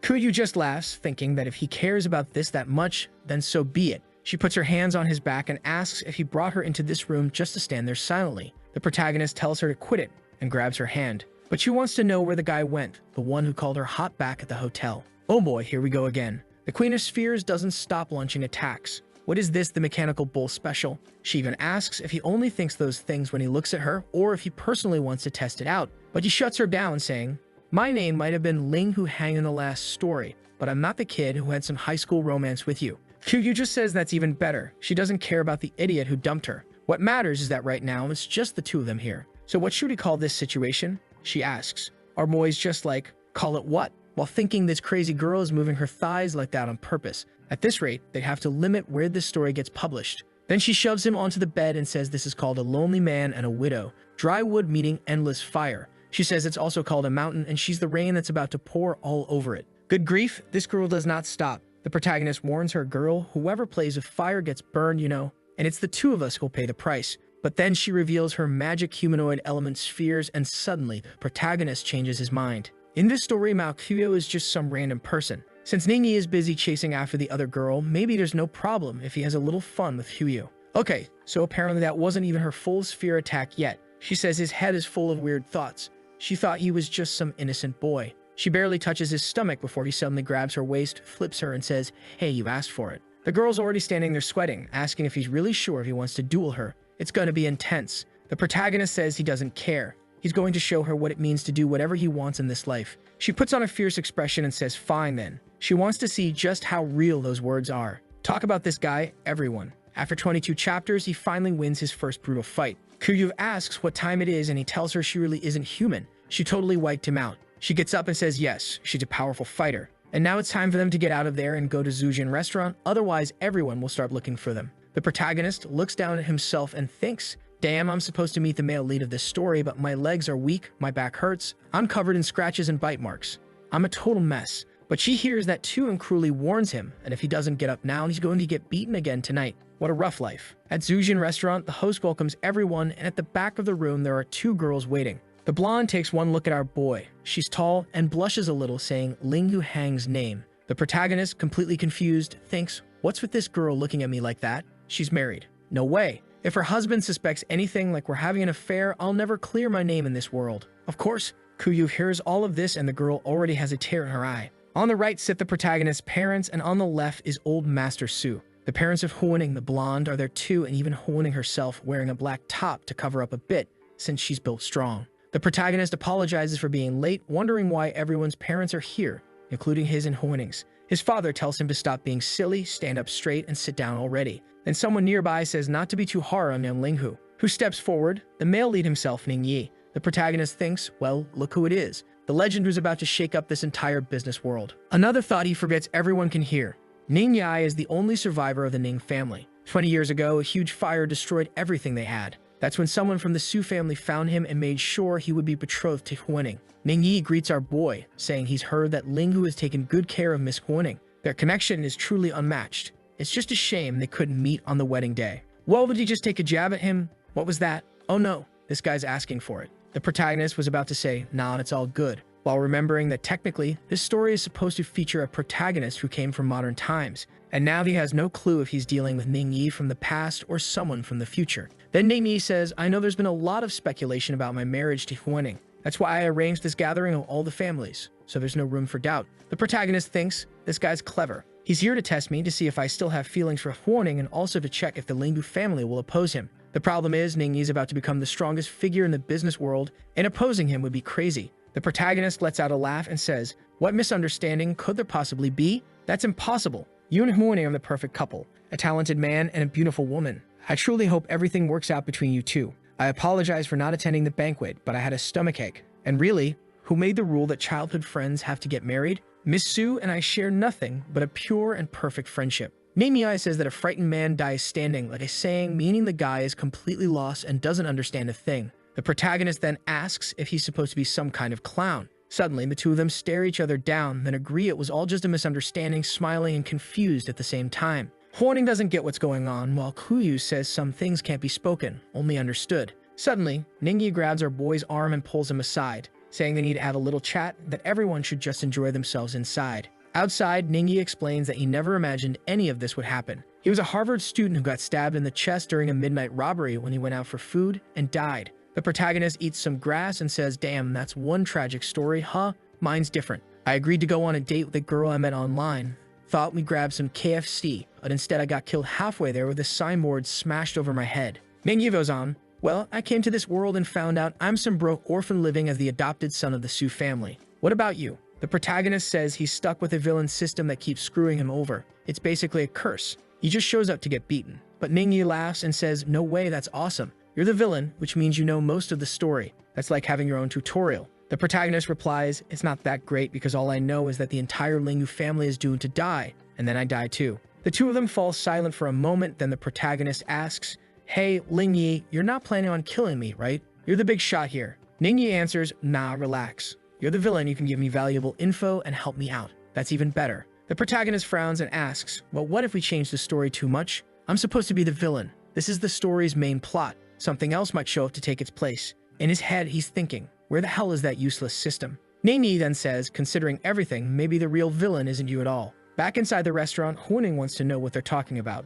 Could she be the villain this time? She says she's going to find out, and when she steps out, she sees our boy sitting there and stares at him. Seeing his serious face, she already guesses what's happening. There's some kind of confrontation going on between the two.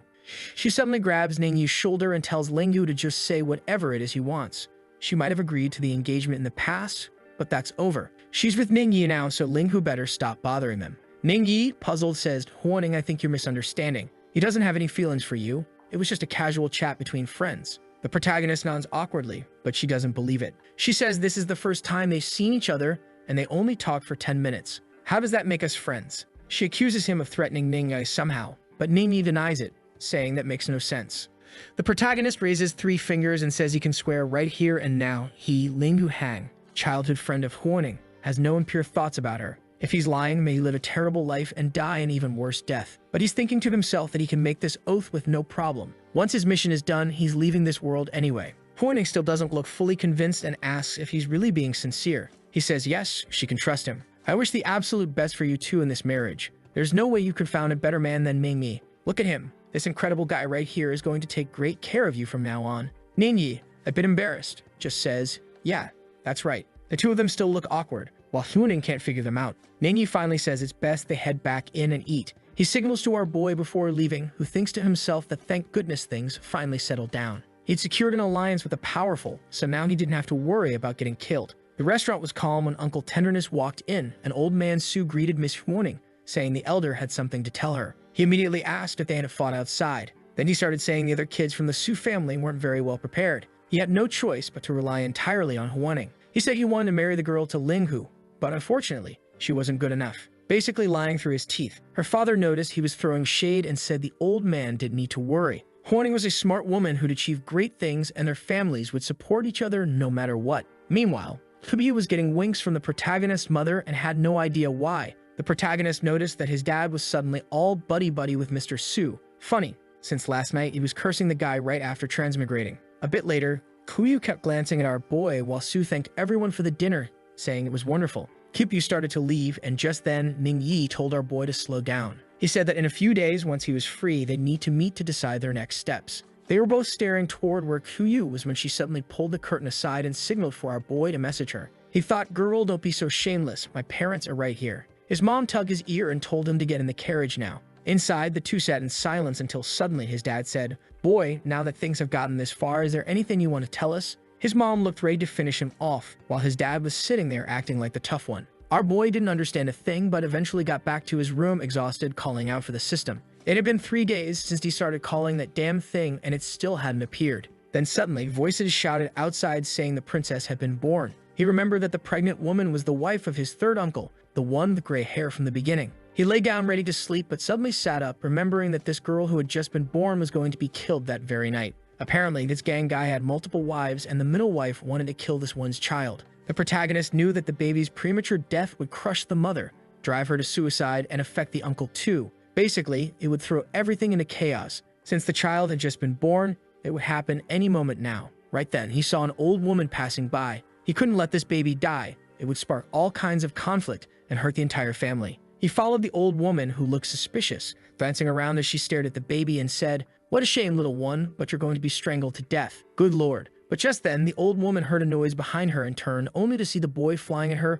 landing a kick straight to her chest. Thank God he scooped up the baby, holding her tight, and demanded to know why this old hag was running off with the child so late at night. The confused old servant didn't understand how this foolish young master even knew about the baby. She said, "Young master, you're mistaking this old woman for some bad person. I never hurt the baby. I was just taking her to another servant who'll look after her." Lingu asked, "Are you sure?" She replied, yes, look, she's not even crying. Not crying is a bad sign, and she needs even better care or it could affect her growth. But inside, she was thinking it'd be even better if this child died in Lingu's hands. Then it wouldn't be my fault. She calmly said fine, turned the baby around, and gave her a few smacks until she started crying. He thought to himself that all those stories he used to watch back in his old life really were good for something after all. The old woman runs off yelling that he's out of his mind, and if the baby dies, it'll be his fault. But he just holds the baby, strokes her little foot, and she's fine again. He heads to the room where Princess Chen Yang gave birth. The maids ask what the young master is doing there, but he immediately says he came to bring the baby so the mother can see her.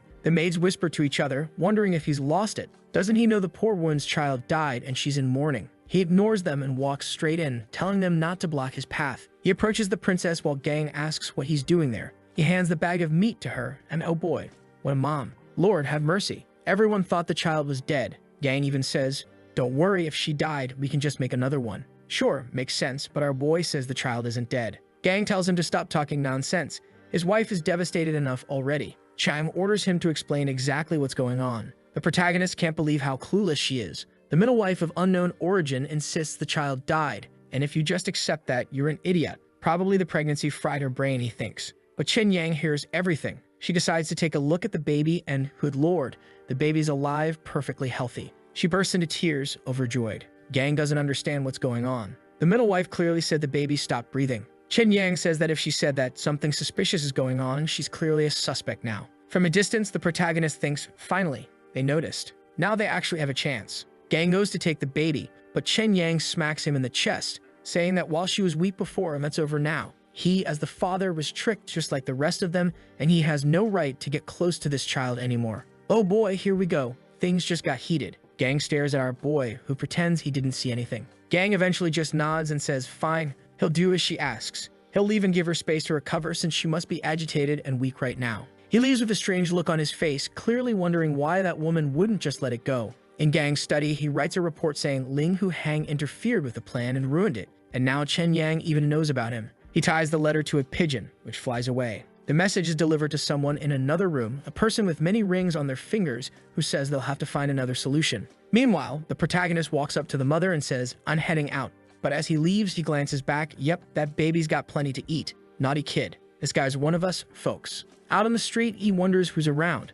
Then he spots Ling Gutian, focused on his studies. Not long after, here comes Shou Tao Hong, brave as ever, the concubine of our boy's second uncle. Ah, right, not his concubine. He was confused last time. She tells Tian she made him some mushroom soup and he needs to taste it. Tian says fine, she can just leave it there. He'll try it after finishing his studies. But Tao Hong insists on clearing the table and putting everything there herself. The servant girl comes in, pulling away his brush while Tian complains. The protagonist just watches everything unfold and realizes that for some reason, this woman seems intent on raising this boy to be useless, like she really wants him to accomplish nothing in life. Tian glances around thinking, damn it, who's saying that? And slowly begins to suspect Tao Hong's real intentions. Meanwhile, Tao Hong wonders if he's finally moved by her kindness. She walks closer, telling him his eyes are too red and he needs to get more rest. He really should stop reading so much. It's bad for his health. But all that sweetness of hers just makes the guy shiver and want to run back to his room to sleep far away from this weird woman. The protagonist overhears the aunt saying Tian's been so diligent lately and wonders what's going on.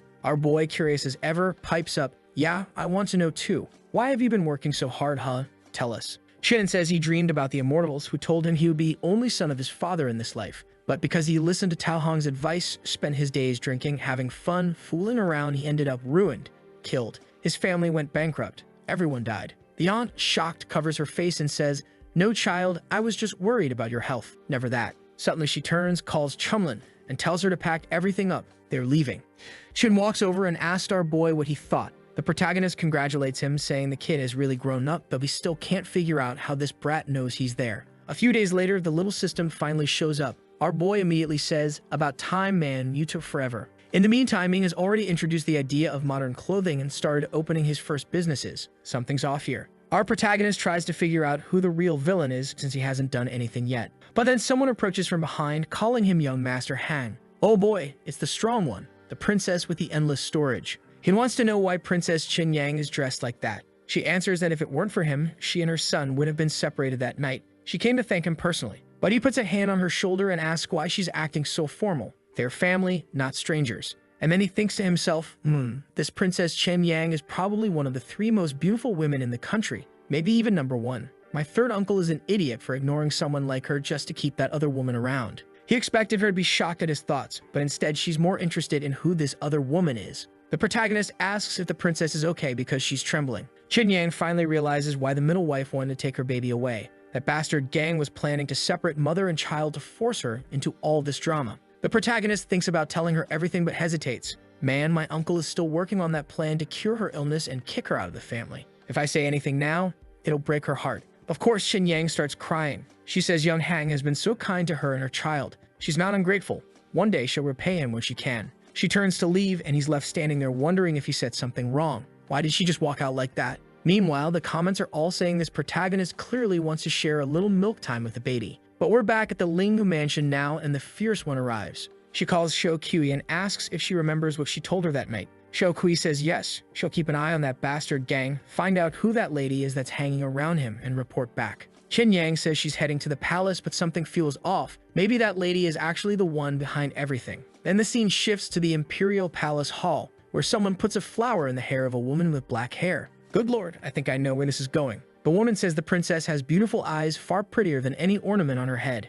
The fierce one just smiles, saying that's only natural. So smug. Suddenly, someone arrives announcing that Princess Qin Yang is requesting an audience. Meanwhile, over at the Su family clothing shop, our boy is excited to see how Ming Yai is running things. When he arrives, there's a whole row of copy and paste workers waiting for him, and he immediately realizes just how huge this guy's impact on the world is going to be. The girls offer him a new cloak, but he politely declines, saying not today. Still, they insist, saying such a handsome young master just has to try on some of the clothes. But Linghu is more curious about where Ningyi found so many wild beauties. Then out of nowhere, a piece of cloth falls over his face. Confused, he asks, what is she doing here? Oh boy, it's Qiyu more dangerous than ever. What the hell? This girl suddenly just throws herself into one of the chairs, asking what he thinks of her outfit. Looking crooked, all he says is, "So, you want to do this again?" But she comes at him with a stomping attack, demanding to know why he hasn't contacted her in the past few days. She's brutal, completely crushing our boy. What cruelty. He's there suffering in pain, so he decides to fight back, grabs her arm, and headbutts her while asking if she's going to punish him. And they're doing all this right in the middle of Mingyi's shop. See? Told you. Suddenly, the door swings open. He quickly throws on all the clothes. Oh, that's when Ningyi shows up and says, "Hey, brother Linghu, you finally came." Then adds, "Come here, there's some chaos going on in the shop. Let's go check it out." The protagonist is confused, wondering why this guy is having fun when someone's trashing his store. In the middle of the hall, Huoning is there demanding to know why she should leave Mingyi to go with Murong Yi. Murong Yi says Huoning shouldn't be so angry. He's simply offering for her to come along, but she's acting all high and mighty. He says she married this poor loser, and now she'll have to work every day. She really brought this bad luck on herself. Linghu, seeing this, wonders if this guy isn't acting the way he was supposed to act. At the start of the story, his only role was to keep insulting Ming Ye, but now this guy is taking his place. But Ningyi's furious, saying this bastard is insulting Huoning and is asking for a beating. The protagonist holds him back, telling him to stay put. With Huoning's strength, Murong Hu wouldn't stand a chance anyway. She snaps back, asking if Ming Yai is nothing, then what are you, Murong? A foul-mouthed, pot-bellied, thick-headed idiot. Probably some savage insult in Chinese. We don't even get the reference. Linghu laughs to himself, thinking his wife is fierce, completely humiliating the guy, and is glad there's someone else around to do the insulting for him. Ming Yi agrees, saying she's better at everything she does. But now the protagonist isn't happy. Being friends with a love-struck man is a nightmare. Murong keeps yelling, saying, "Huoning, you filthy woman, the only reason I wanted to marry you was because my family is way better than yours." At that exact moment, Linghu realizes that's exactly what he was supposed to say. It's like the story is correcting itself. Because he took over Linghu's body, all of Linghu's lines and actions got transferred to Murong, who's now shouting and calling her filthy, telling her to stop acting so hard to get. Ningyi loses it, charges forward. The protagonist tries to hold him back, but even so, Mingyi grabs Murong's arm and snaps it instantly. The guards rush in, saying they need to protect the young master, but Murong blocks them, demanding to know who dared to lay a hand on him. Mingyi steps in front of Huoning, asking how Murong dares to insult his wife like that. Murong just leaves in the end.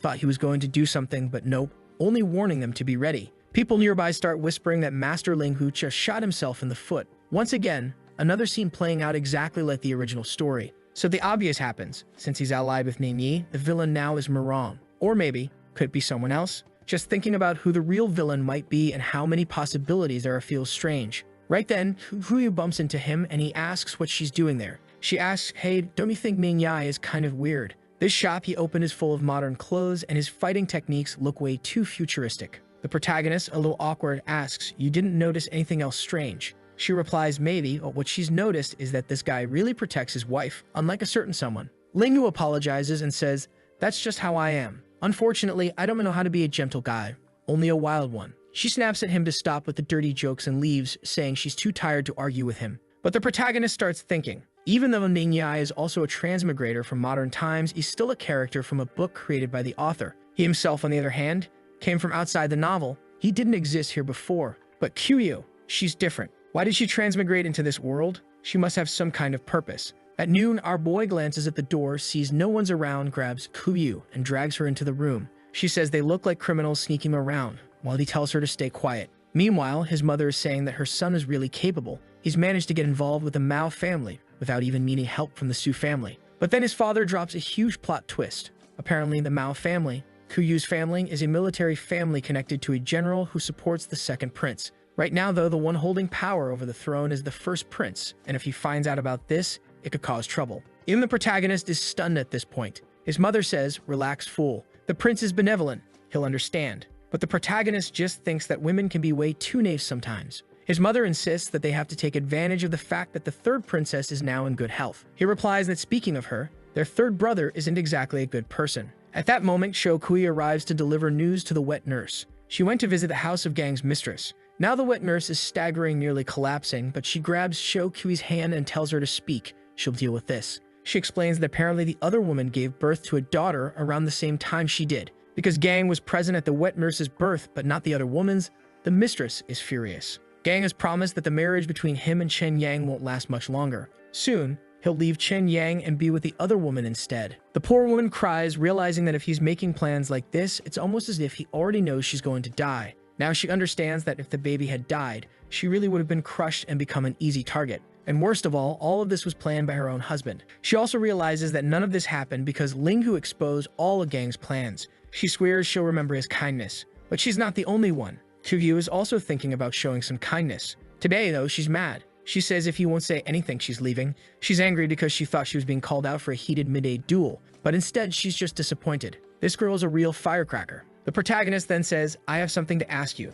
Did you, by any chance, receive a special mission when you ended up in this novel? She instantly says, no. He finds that weird. Do you have any info about the plot? Do you have a system? What's going on? Q says, are you crazy? I just saw a flash of white light and ended up here. That's it. The protagonist is completely confused. It's way too different from what happened to him. He wants to know where Chu Ran is. She was one of the female leads, so in theory, she should have appeared in this story too. Kiryu immediately says she gets it now. He's stalling, but it looks like he just wanted to talk about another woman. He tells her to calm down, calls her crazy, and explains he just wants to talk about other characters to figure out what's going on. Kuyu says she's never met anyone in this world named Chu Ran, and suddenly stops. He asks what's wrong, and she explains that actually the crown princess has a biological sister named Xiao Chu Ran. Cut to another mansion, and there she is. The fierce one asks if the boy's name is Linghu Hang. The maid says yes, and she smiles, saying she never expected it, but she really will be able to meet him again. Scenes shift to the day of the celebration. Everyone is there congratulating the wet nurse for giving birth to such a healthy little boy.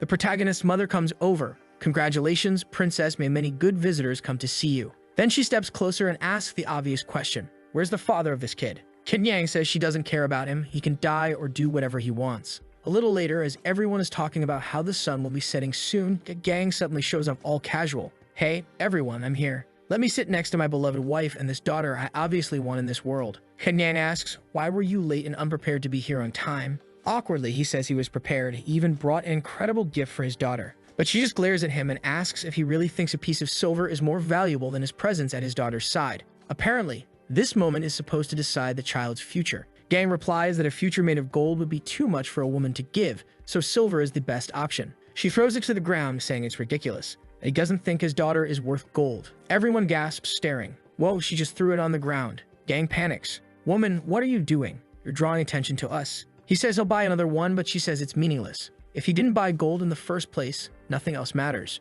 She accuses him of probably buying gold for that other wife of his. Gang starts sweating. She stands and asks if he really thinks she doesn't know. Then she threatens him, warning him to keep the other woman and her child hidden, because the royal family has ways of dealing with this. Gang stands up, furious, asking how she dares threaten her own husband. She used to be so meek, now she's going to get beaten. But from the doorway, they announce the arrival of the eldest princess. Gang freezes while the protagonist spits out his drink. Outside, soldiers are lined up, clearing the way. The fierce one walks in, and the protagonist already knows this is the troublemaker who shares the same name. When he opens his eyes, there she is, no more suspense. She waves playfully at him, and everyone starts whispering. Wait, the princess knows Lingu? Since when are they so close? What's going on? The protagonist is fuming, pacing back and forth. Churan is here, Kuyu is here. Any minute now that bastard Bixuan is probably going to show up too. He goes to Kuyu and asks, do you know a Bixuan in this world? She says no. Then Churan presents a jade ring as a gift for the baby. Chen Yang says it's too precious. There's no need.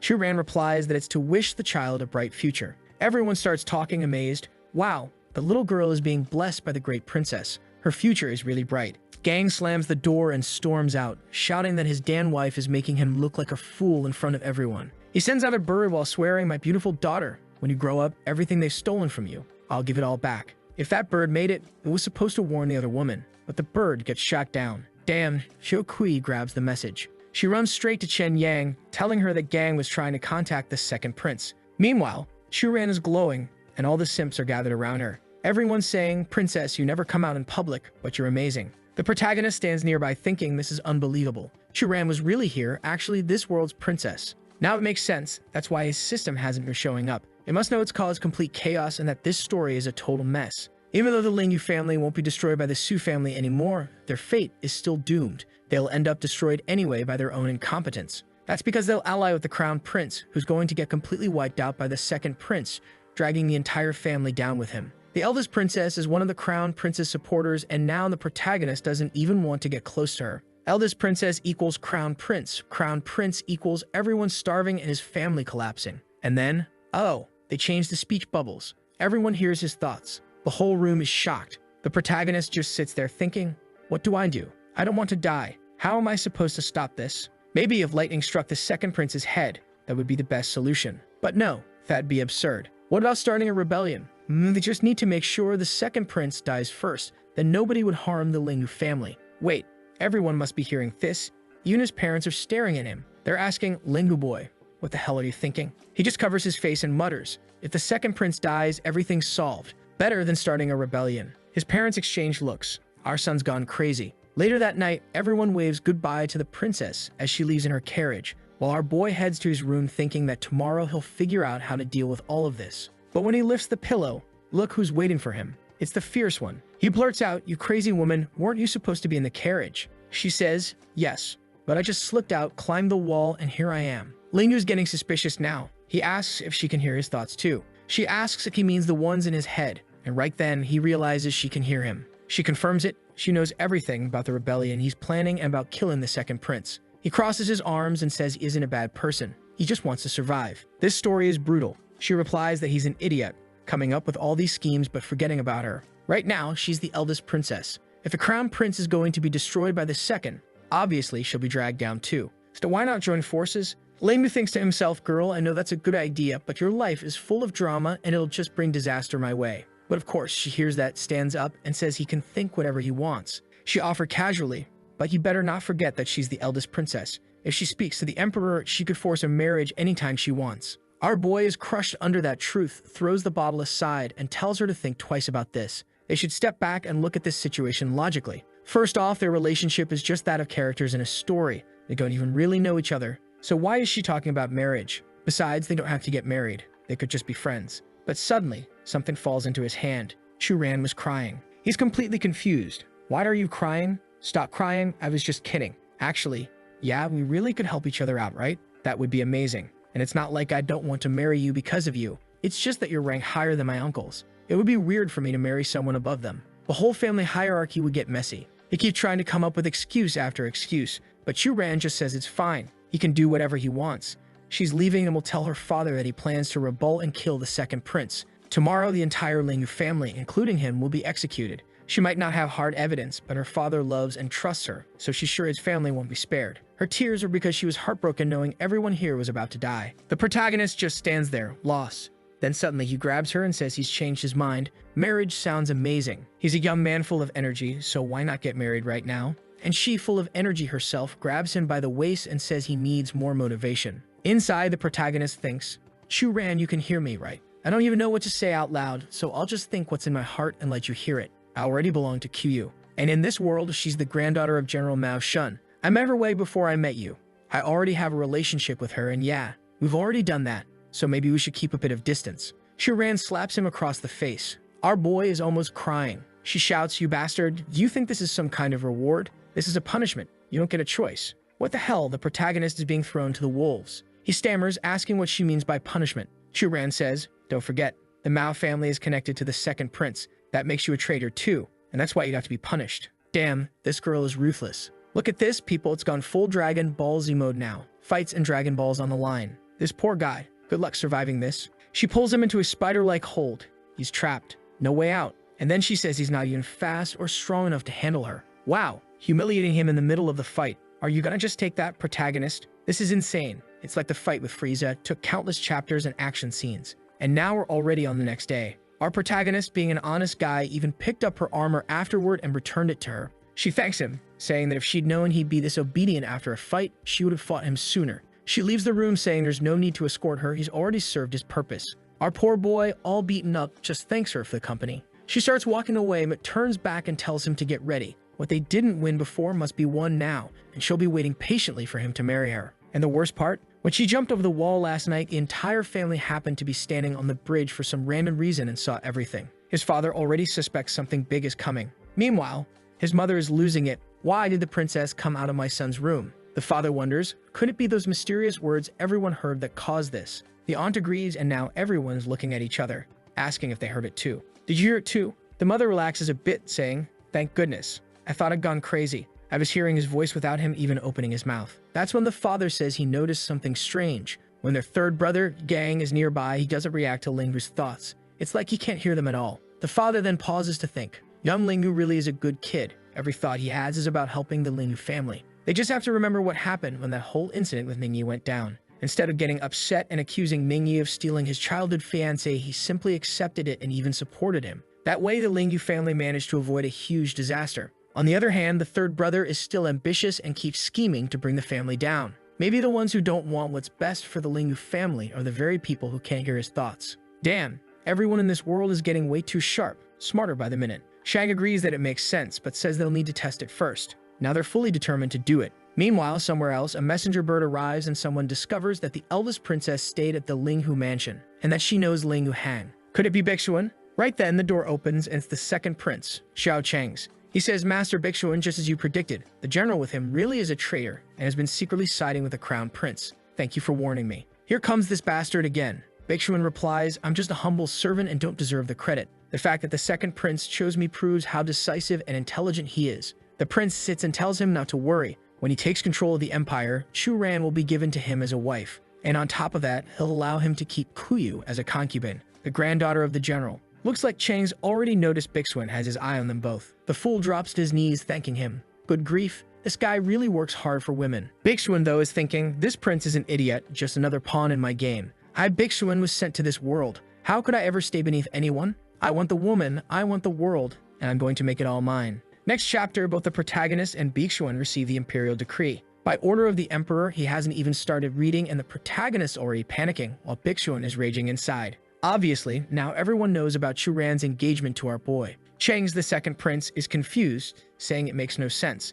How could the princess just suddenly get engaged like this? The Lingyu family are just merchants and Lingyu Hang is just one of their descendants, not anyone special. Bixuan, though, already knows the name and says that bastard must have done some trick. Could it be that Lingyu Hang's soul is the same as Lingu's from the other world? Now it makes sense. He puts his hand to his head, saying that this guy is a curse following him. The prince is sitting there trying to figure out what this lunatic is talking about. Then he says, Bixuan, relax. We have plenty of time before the wedding date, right? Tell me, what do you suggest? Bixuan explains, in a few days we'll host a flower viewing banquet. All the ministers will be there with their families. If we pull some strings and make Lingwu humiliated and disgraced, that marriage will definitely be called off. Bixuan sits down thanking his highness, and honestly, even though he transmigrated, he's letting himself get played by the second prince. Completely pathetic. He deserves every bit of humiliation coming his way. Meanwhile, Kumyu is speeding through the halls while people tell her not to enter without permission. Shuran goes out to meet her and asks what she's doing there. Kukyu storms in saying, Your Highness, you're acting way too much like a concubine this early in the game.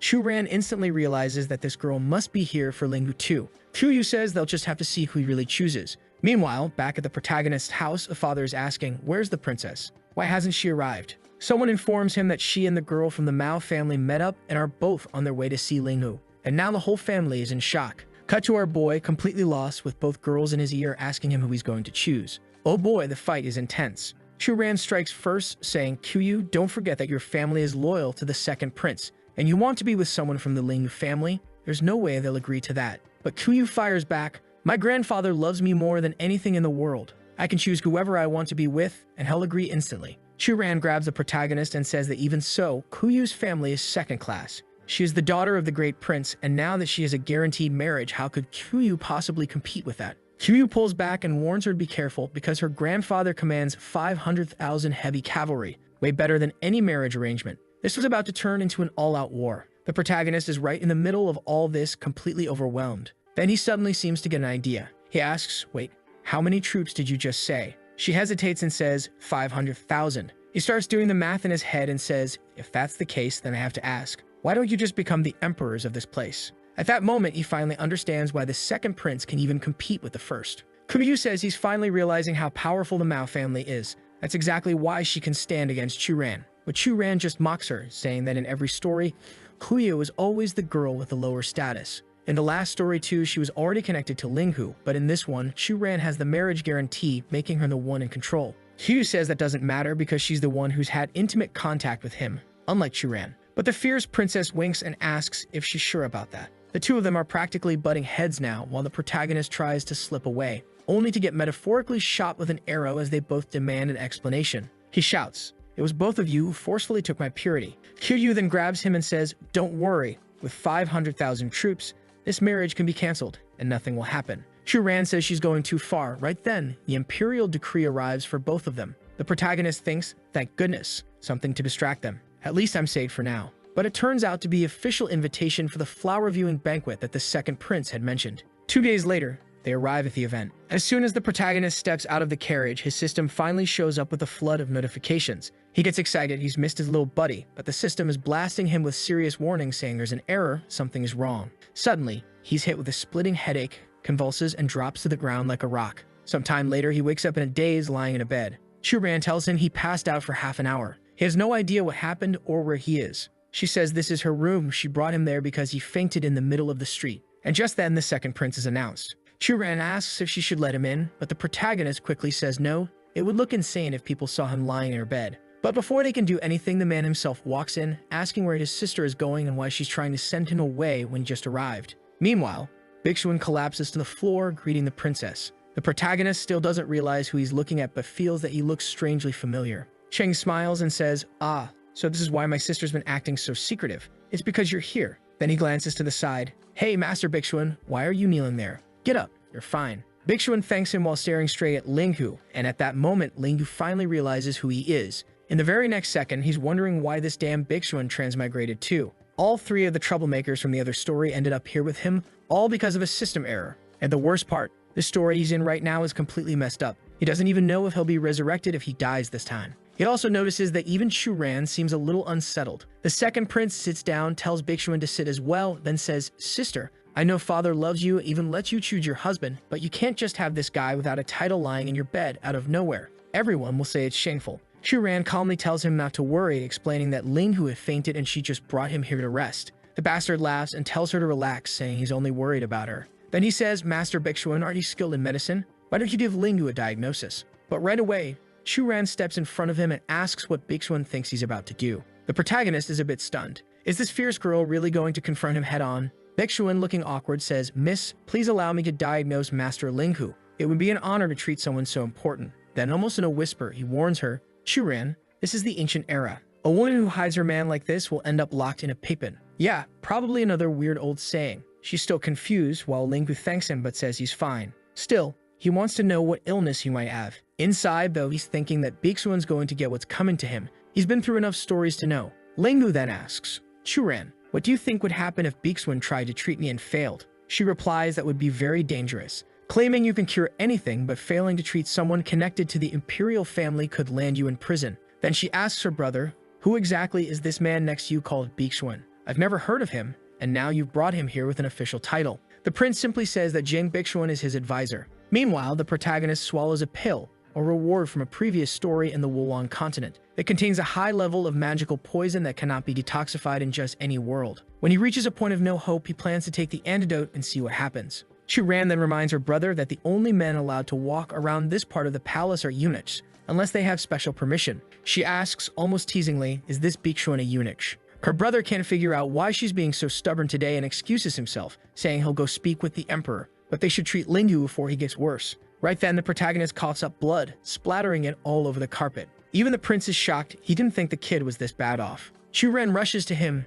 Hey, are you dying? What's happening? Are you faking this? The protagonist, pale and shaking, says, Princess, I'm really not feeling well. Please, let Bixuan treat me. Churan immediately calls Bixuan over. Our boy lies back down, begging for a diagnosis, thinking this damn poison is way worse than he imagined. Now more than ever, he needs Bixuan to analyze him quickly. He's ready to use the antidote if he has to. Bixuan studies him, thinking, what's wrong with this kid? A second ago, he looked fine, and now he seems close to death. His pulse keeps floating and sinking like no ordinary sickness I've ever seen. Could he have been poisoned by something extremely rare and complicated? The protagonist looks him straight in the eye and asks, Master Bixuan, can you save me? He takes a look, exhales deeply, and says that unfortunately, Master Linghu won't survive the night. Churan grabs him by the collar and demands that he explain himself. He calmly repeats that it's just as he said. She could go to any doctor in the region, and they'd all say the same thing. She asks if he's not going to treat him, wondering what on earth happened to Linghu. But out of the corner of her eye, she notices a faint smirk. Now she's sure. This kid must have used some strange technique. Still, if he really does die in the end, she swears she'll dig up his coffin and whip the body. Churan warns Bixuan that he's failed to do what he promised, but he explains that yes, he's a great doctor, but that doesn't mean he can save everyone in the world. The protagonist sits up and asks, Bixuan, are you absolutely sure I'm going to die? Bixuan replies, unfortunately, boy, I can't save you. Whatever you have is beyond comprehension. You will die tonight. Inside, Bixuan is practically celebrating, thinking, I never imagined this idiot would die without me lifting a finger. Once he's dead, Yu and Churan will both join my harem. The protagonist laughs and says he must be a fraud. He's sure that anyone Bixuan met before could be cured by him. Bixuan snaps back, stop deluding yourself, kid. Better start preparing your funeral. Linghu, however, is thinking, Bixuan, you really thought everything would go your way in this story too? You might be skilled and well prepared, but your problem is your arrogance. This isn't the same world anymore. Bixuan stares him down and declares that by tonight, he'll be burned and dead. The protagonist just smirks, excuses himself, and says he needs to rest. Churan agrees and asks everyone to leave. Cheng says of course, he'll leave to give the dying boy some peace. But before going, he adds that Prince Duki will be attending tonight's banquet. Churan doesn't react much and Bixuan leaves, the door slamming shut behind him. Right away, Churan grabs Linghu and demands to know what he did and why Bixuan couldn't cure him. In the original story, Bixuan was supposed to have incredible medical skills. The protagonist tells her to relax. He just took a little poison to mess with the guy. Churan is worried sick. Yep, she's totally falling for him. Then he pulls out the antidote, drinks it, and says that'll detoxify him. Besides, she should be worrying about herself, not him. After all, Chang's mentioned that the Prince of Tai is coming to see her. Obviously, he's going to bring a marriage proposal. Churan, confused, asks why he's saying that she has her father's permission to choose whoever she wants to marry. The protagonist explains that only lasts until the Prince of Qi shows up. When someone that powerful from another country arrives, her father will decide for her. They'll marry her off to form an alliance between nations. She should have watched more classic dramas. This kind of plot twist always happens. Even the deepest love between parents eventually gets turned into a political bargaining chip. Churan shouts, you bastard. If you knew all this, why didn't you tell me? He explains that the story keeps changing with all these extra people appearing. There's no way to know exactly what will happen next. She stands up furious, declaring she will never accept a political marriage. The protagonist grabs her hand and says he's not asking her to accept it, she just needs to watch what she says. After all, walls may have ears. He leans closer and whispers, be careful, there are probably spies from the second prince here. Churan, still lost, asks, then what do I do? cry, make a scene, hang myself. He says none of that will work. There's always another way. Suddenly, she brightens up, saying she has a plan. And her plan? Work hard and get pregnant. With her pregnant, there's no way the guy would still want to marry her. The protagonist blurts out, "You crazy woman, what kind of idea is that? I'm already half dead here and you want to speed up my death." But she tells him to relax, she's not going to let him die. The protagonist realizes once again that she's listening to his thoughts. She tells him that if he's going to complain, he might as well say it out loud since she's going to hear anyway. He admits it was just his subconscious complaint and says he'll be more careful. But that plan of hers to get pregnant is insane and will probably just end with his whole family being executed. Plus, women in this dynasty can still marry and even remarry after being widows for 3 years. Even if she does get pregnant, they'll just make sure she never gives birth, and in the end, she'll still have to marry that guy. The big princess, who's only growing more imposing by the day, wants to know what exactly they're going to do then. It took me 5 reads to process this, but he explains that her elder brother is crazy about her. If he takes the throne, there's no way he'd let her be handed over to another country. And Bigsuan may be serving the second prince for now, but there's no way he'll stay in that position. He wants to build his own harem. And then there's Namyi, who is technically supposed to be the transmigrator of this novel, which means this whole thing is a complete mess. The protagonist is basically planning to stir things up, turn the whole game on its head, and take the throne for himself, or maybe for the both of them. Chu-ran calls him by name and sweetly says he better not disappoint her. The protagonist remembers that Chu-ran likes strong men, which might explain why she fell for Bigsuan in the other story. Maybe she really is the same person and actually fell for him again. One thing he's sure of, as long as he's in this story, he won't let her down. But if he's eventually forced to leave, there won't be much he can do about it. He still doesn't fully get her plan, but all they can do is see how things play out. The poison is gone, and he says it's time to grab some drinks. If anyone asks, they'll just say she healed him. And their entire conversation has to stay secret, because he still needs to investigate things with QU. She gets mad, telling him to stop talking about that girl, but he explains that she commands 500,000 troops. He can't just ignore that. She makes him swear he's doing this for the troops and not for her personally. The protagonist is a little lost and she throws him down saying he can look at her, just not right now. Man, she completely ruined his plans. She says she's going to drain him of every last bit of strength, so he won't have the will to do anything with her afterward. The protagonist just sees her villainous grin and thinks to himself that this woman is way too much to handle. Meanwhile, across the city, someone asks, "Master Bigsuan, is it true that Linghu is really sick?" Bigsuan says, "Yes, you can believe it."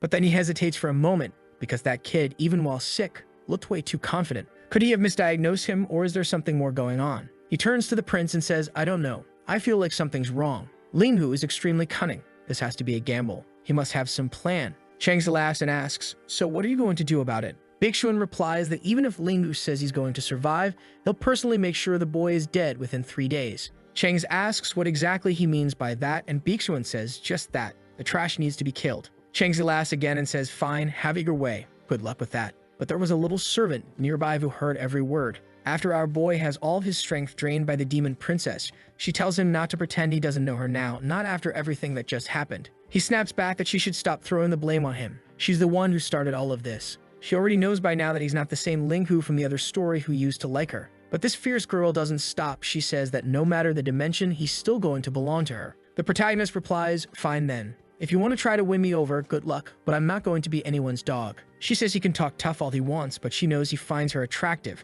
She's heard him think it countless times in the previous life. He tells her to stop listening to his thoughts, but she just taps him under the chin and tells him to think carefully. He better stop resisting so much. She knows exactly how interested he really is. The protagonist brushes her hand away and says that his strongest point isn't his mind or his words. That's why it's better for her to stay quiet. He's about to help take care of his whole Prince of Kei situation. Meanwhile, that servant who overheard everything is talking with the emperor. The emperor glances to the side and sees Chang's, who calls over his brother Huang and offers him a drink. Huang says it's good to see he arrived so early, and they take a sip together. Chang's then asks, "Brother, what do you think about Chu-ran's boyfriend?" Huang frowns and says that his sister would never act like that. Where did he even hear such a rumor? Chang says he's fallen behind on the gossip everybody knows. Apparently the boy's name is Linghu something and their sister even let him sleep in her bed. Huang doesn't look pleased while he's hearing this. Chang's adds, "Hey, don't give me that look." Maybe he's not her husband, just a lover. Who knows? She's not a child anymore. The emperor then tells him to just say what he came here for. Chang's finally reveals that their father is planning to give Chu-ran's hand to the Prince of Kei, which would weaken them within the family. Huang isn't sure if he's being threatened or what Chang's is trying to say. But Chang's just says he would never threaten him, he's just warning his dear brother. Who knows what unfortunate things might suddenly happen to him otherwise. Huang clenches his fists, gets up like he's about to storm out to see Chu-ran, but then suddenly sits back down. Chang smirks. The emperor just looks confused, wondering if Huang really isn't going to do anything. Then he says that whether she marries the Prince of Xue or not is still unknown, so for now, you don't have to worry about it. Cheng says that's fine then. He'll tolerate it and doesn't really care. He heads back to his room saying he's going to enjoy the view here since it's so comfortable. But as he leaves, it's clear the emperor isn't calm at all. He can't believe Linggu is actually his sister's lover, and even worse, he can't understand how he never knew about it. Meanwhile, the protagonist is thinking, man, the second prince left and now the other one is staring right at me. I really hope no new storm of trouble is coming my way. It's already hard enough staying alive in this world. He calls for the system, looking for some guidance or support, anything, but nothing happens. The protagonist can't believe that the only weapon he has left against the true protagonist is money. Then it clicks. Ningyi was supposed to be the protagonist, but now he's his friend. And the new enemy is Bixuan, who according to Linggu isn't that smart. Damn, he's roasting Bixuan hard. Apparently, he's decided that since he didn't deal with him in the previous life, they'll have to finish the job in this one. He's deep in thought when the gorgeous one shows up, asking why he's just standing there like that. He's confused and asks why she's here. She reminds him that he should know by now how many troops she has. She can go wherever she pleases. She gets close and asks what woman's perfume he's wearing, and he just says straight up, it's Churan's. She asks if he's not even going to try to hide it anymore. Meanwhile, Bixuan is thinking, perfect. Miss Mao has finally realized that this Lingyu is a shameless bastard. He's already imagining himself saying, girl, my heart is all yours. I don't care about any other woman. Then in his mind, God, you're so beautiful, Bixuan. Give me a kiss. But Kuyu wants to know how far he's gone with Chu Ran, and the protagonist admits he went all the way. That's it.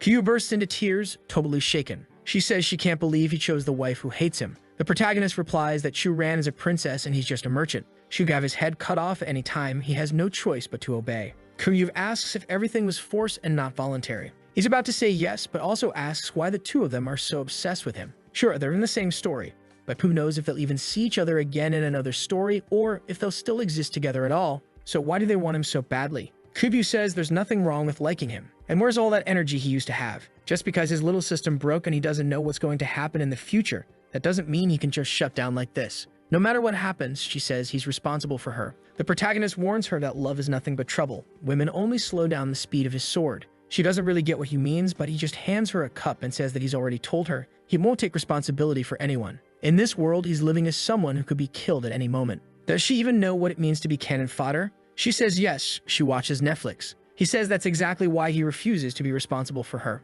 Kuyu tells him to relax, he's got all kinds of power and knowledge of the story. Plus, she has 500,000 troops. He's safe for life. She says that in marriage, she could even offer all those troops as her dowry. He says there's no way her grandfather would agree to that. But she says if he promises to stay with her and ignore Churan, she'll find a way to make him accept. And right then, the succubus barges in, telling Kuyu to stop trying to steal her man behind her back. Kuyu stands up and asks if the great princess is scared. Churan snaps back that she's not afraid of someone as weak and useless as her. And just like that, the two start fighting. Both of them insult the protagonist while fighting, saying that if he chooses wrong, they'll cut off his head. Bixuan is watching and thinking, good Churan, you've finally woken up. The two of them are going to finish this guy off soon, and after that, they'll both be in my harem. Meanwhile, the emperor sees all this and thinks that Cheng's is trying to stir up conflict. He can't afford to fall into these traps. Then suddenly, Churan rushes over and sits next to the emperor, who glances at her and sees her taking a big gulp of wine. He tells her to calm down a little, but she immediately asks him if he'd do anything for his little sister.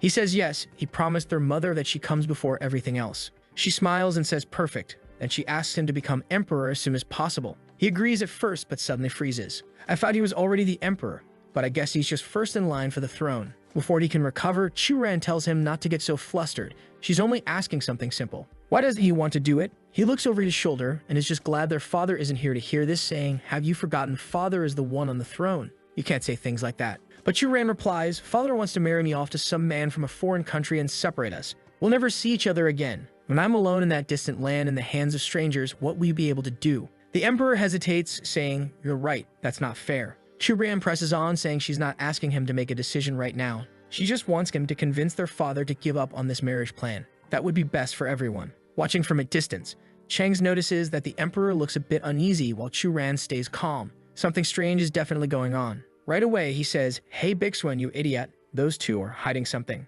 Bixuan, as smug as ever, replies the princess is probably complaining about Lingu's behavior. But Cheng's doubts that. The princess would have to be possessed to complain about her concubine, someone who, in theory, she should only be using for her own pleasure. Bixuan, however, seems excited, saying that if she really hates the guy, this might be their chance to get rid of him for good. Cheng's warns him to keep his voice down, If anyone hears that, they're both dead. At this point, he's starting to realize just how strange Bixuan really is. Suddenly, someone calls for the emperor and they quickly leave. Chang's already knows something strange is about to be announced out of nowhere. And sure enough, someone is already telling the emperor that Bixuan made some shady comment and that they should hurry up and deal with him. The first prince is left wondering what's going on and what's about to happen today. Then suddenly, someone announces that His Majesty has arrived. Everyone bows and wishes him long life. The real emperor takes his seat and tells the ministers to calm down. Today, they're welcoming the Prince of Kai to restore friendship between the two nations. The prince says it's an honor to stand here before His Majesty and this whole assembly. Everyone raises their cups to toast, and after a sip, someone fills his cup again. He grins and says, "Churan, beautiful as ever, let's clink our glasses." But the fierce princess just takes her own cup, drains it in one go, and sits back down, saying her cup is already empty. The Prince of Kai sees this, he just got completely brushed off. Meanwhile, the emperor looks puzzled. He knows the Prince of Kai isn't just from a powerful nation, but is also famously handsome. Most women like him, so why is Churan acting this way? He finally says, "Prince, I heard you're not married. You already have someone in mind." The prince admits that yes, in theory, there is someone he admires deeply. He glances straight at Churan. Churan's thoughts are screaming, "Damn it, don't look at me." The emperor, on the other hand, thinks this is perfect. An important man is interested in his daughter, which could secure the northern border. He immediately says, "Prince, if I were to give you my daughter, what would you say to that?" The prince lights up with excitement. "Are you serious, Your Majesty?" But just then, someone loudly objects. Everyone in the room freezes, wondering who dared to speak against the emperor's words. At first, it seems like it had to be Churan. Our protagonist and his gorgeous companion tense up. But no, it wasn't Churan. It was Kuyu who boldly tells His Majesty that she strongly opposes this marriage. Bixuan is fuming. He was going to object, but the girl beat him to it. The emperor orders Miss Mao to state her reasons. She calmly says that the star of her military family revealed that Churan is the reincarnation of a powerful military star. As a future guardian of the nation, if she were sent away to another country, it could cause serious problems in the future. Chengzi is completely confused and wonders if the general's daughter has lost her mind. She's staring the emperor down right there in the hall, while Kuyu remains unfazed and just asks His Majesty to reconsider. Bixuan wants to intervene, but for now he has no choice but to stay quiet and see how this plays out. Meanwhile, the protagonist is thinking, "Damn it, she heard my thoughts again." He was just about to come up with some superstitious story to scare them into believing, but that girl snatched the idea right out of his head and is now putting it into action, practically putting her heart and soul into convincing them, while he's left thinking up more details for her to use. The protagonist has no idea what this crazy girl is thinking, while the emperor hesitates. It's true that the Mao family seers were accurate in predicting the future, but now that Kuyu has spoken up, he says, "Miss Mao, I already given my word. How could I go back on it now?" Inside, he's panicking. Damn it, someone saved me from this situation. I'm screwed. Seems like he's scared of those 500,000 troops too. Kuyu asks His Majesty to reconsider. Inside, the emperor is desperate for someone to bail him out, but outwardly, he's forced to maintain appearances and say that the matter has already been settled. And then, our protagonist goes all in size and says that he too disagrees. The emperor snaps, "And who are you, boy?" But inside, he's relieved. Finally, someone to save me. I can blame it all on this guy, and I don't even know who he is. The protagonist says he's a member of the Lingyu family and was invited to the banquet. The emperor nods and says he understands. He must be one of Princess Qinyang's relatives. But why does he object? Bixuan is getting angrier by the second. Everyone dares to speak up to the emperor while he has to stay quiet in the background. Worse, the emperor seems set on marrying Churan off. If she really marries the Prince of Kai, Bixuan is going to have to crash that wedding and slaughter everyone there. At that moment, the protagonist declares that the princess is gravely ill and won't live much longer. The entire hall goes silent, and the emperor asks if he has any idea what he's saying. The Prince of Kai immediately asks, "Your Majesty, could it be that you simply don't want to give her to me and you're staging this whole thing as a trick?" The emperor tells him to calm down and orders Lingyu to explain. Our boy says that he knows a little medicine and that last month back at the mansion, he checked the princess's pulse. Unfortunately, if they don't believe him, they can summon the imperial doctors to confirm it. The first prince turns to Churan, asking if this is true. She's clearly just as surprised as everyone else. Bixuan, on the other hand, is smiling. He thinks he's finally getting his chance. He whispers something to Cheng's, who nods in agreement. Bixuan steps forward and announces that he, Chan Bixuan, advisor to the second prince and skilled in medicine, would like to check the princess's pulse. He approaches, apologizes respectfully, while Churan is still confused about what's happening today. She extends her arm, he touches her wrist, then suddenly pulls back and says it's a pity, but the princess won't survive more than 3 days. Churan and the first prince exchange looks, and then the prince jumps to his feet, saying that his sister's skin is glowing and healthy. This guy is completely obsessed with his little sister, saying she's sick right now is basically lying to the emperor's face. Bixuan simply says that if they want, they can summon the imperial doctors to verify his diagnosis. The emperor rests his hand on Chu Ran's shoulder and says that this complicates things. With poor Chu Ran in such a fragile state, how could he send her away to a distant country? Then he spreads his arms wide and announces whoever cures her will get a like on this video that helps Mamoru make more juicy content for his viewers. Activate the cheeky little bell, and I'm out.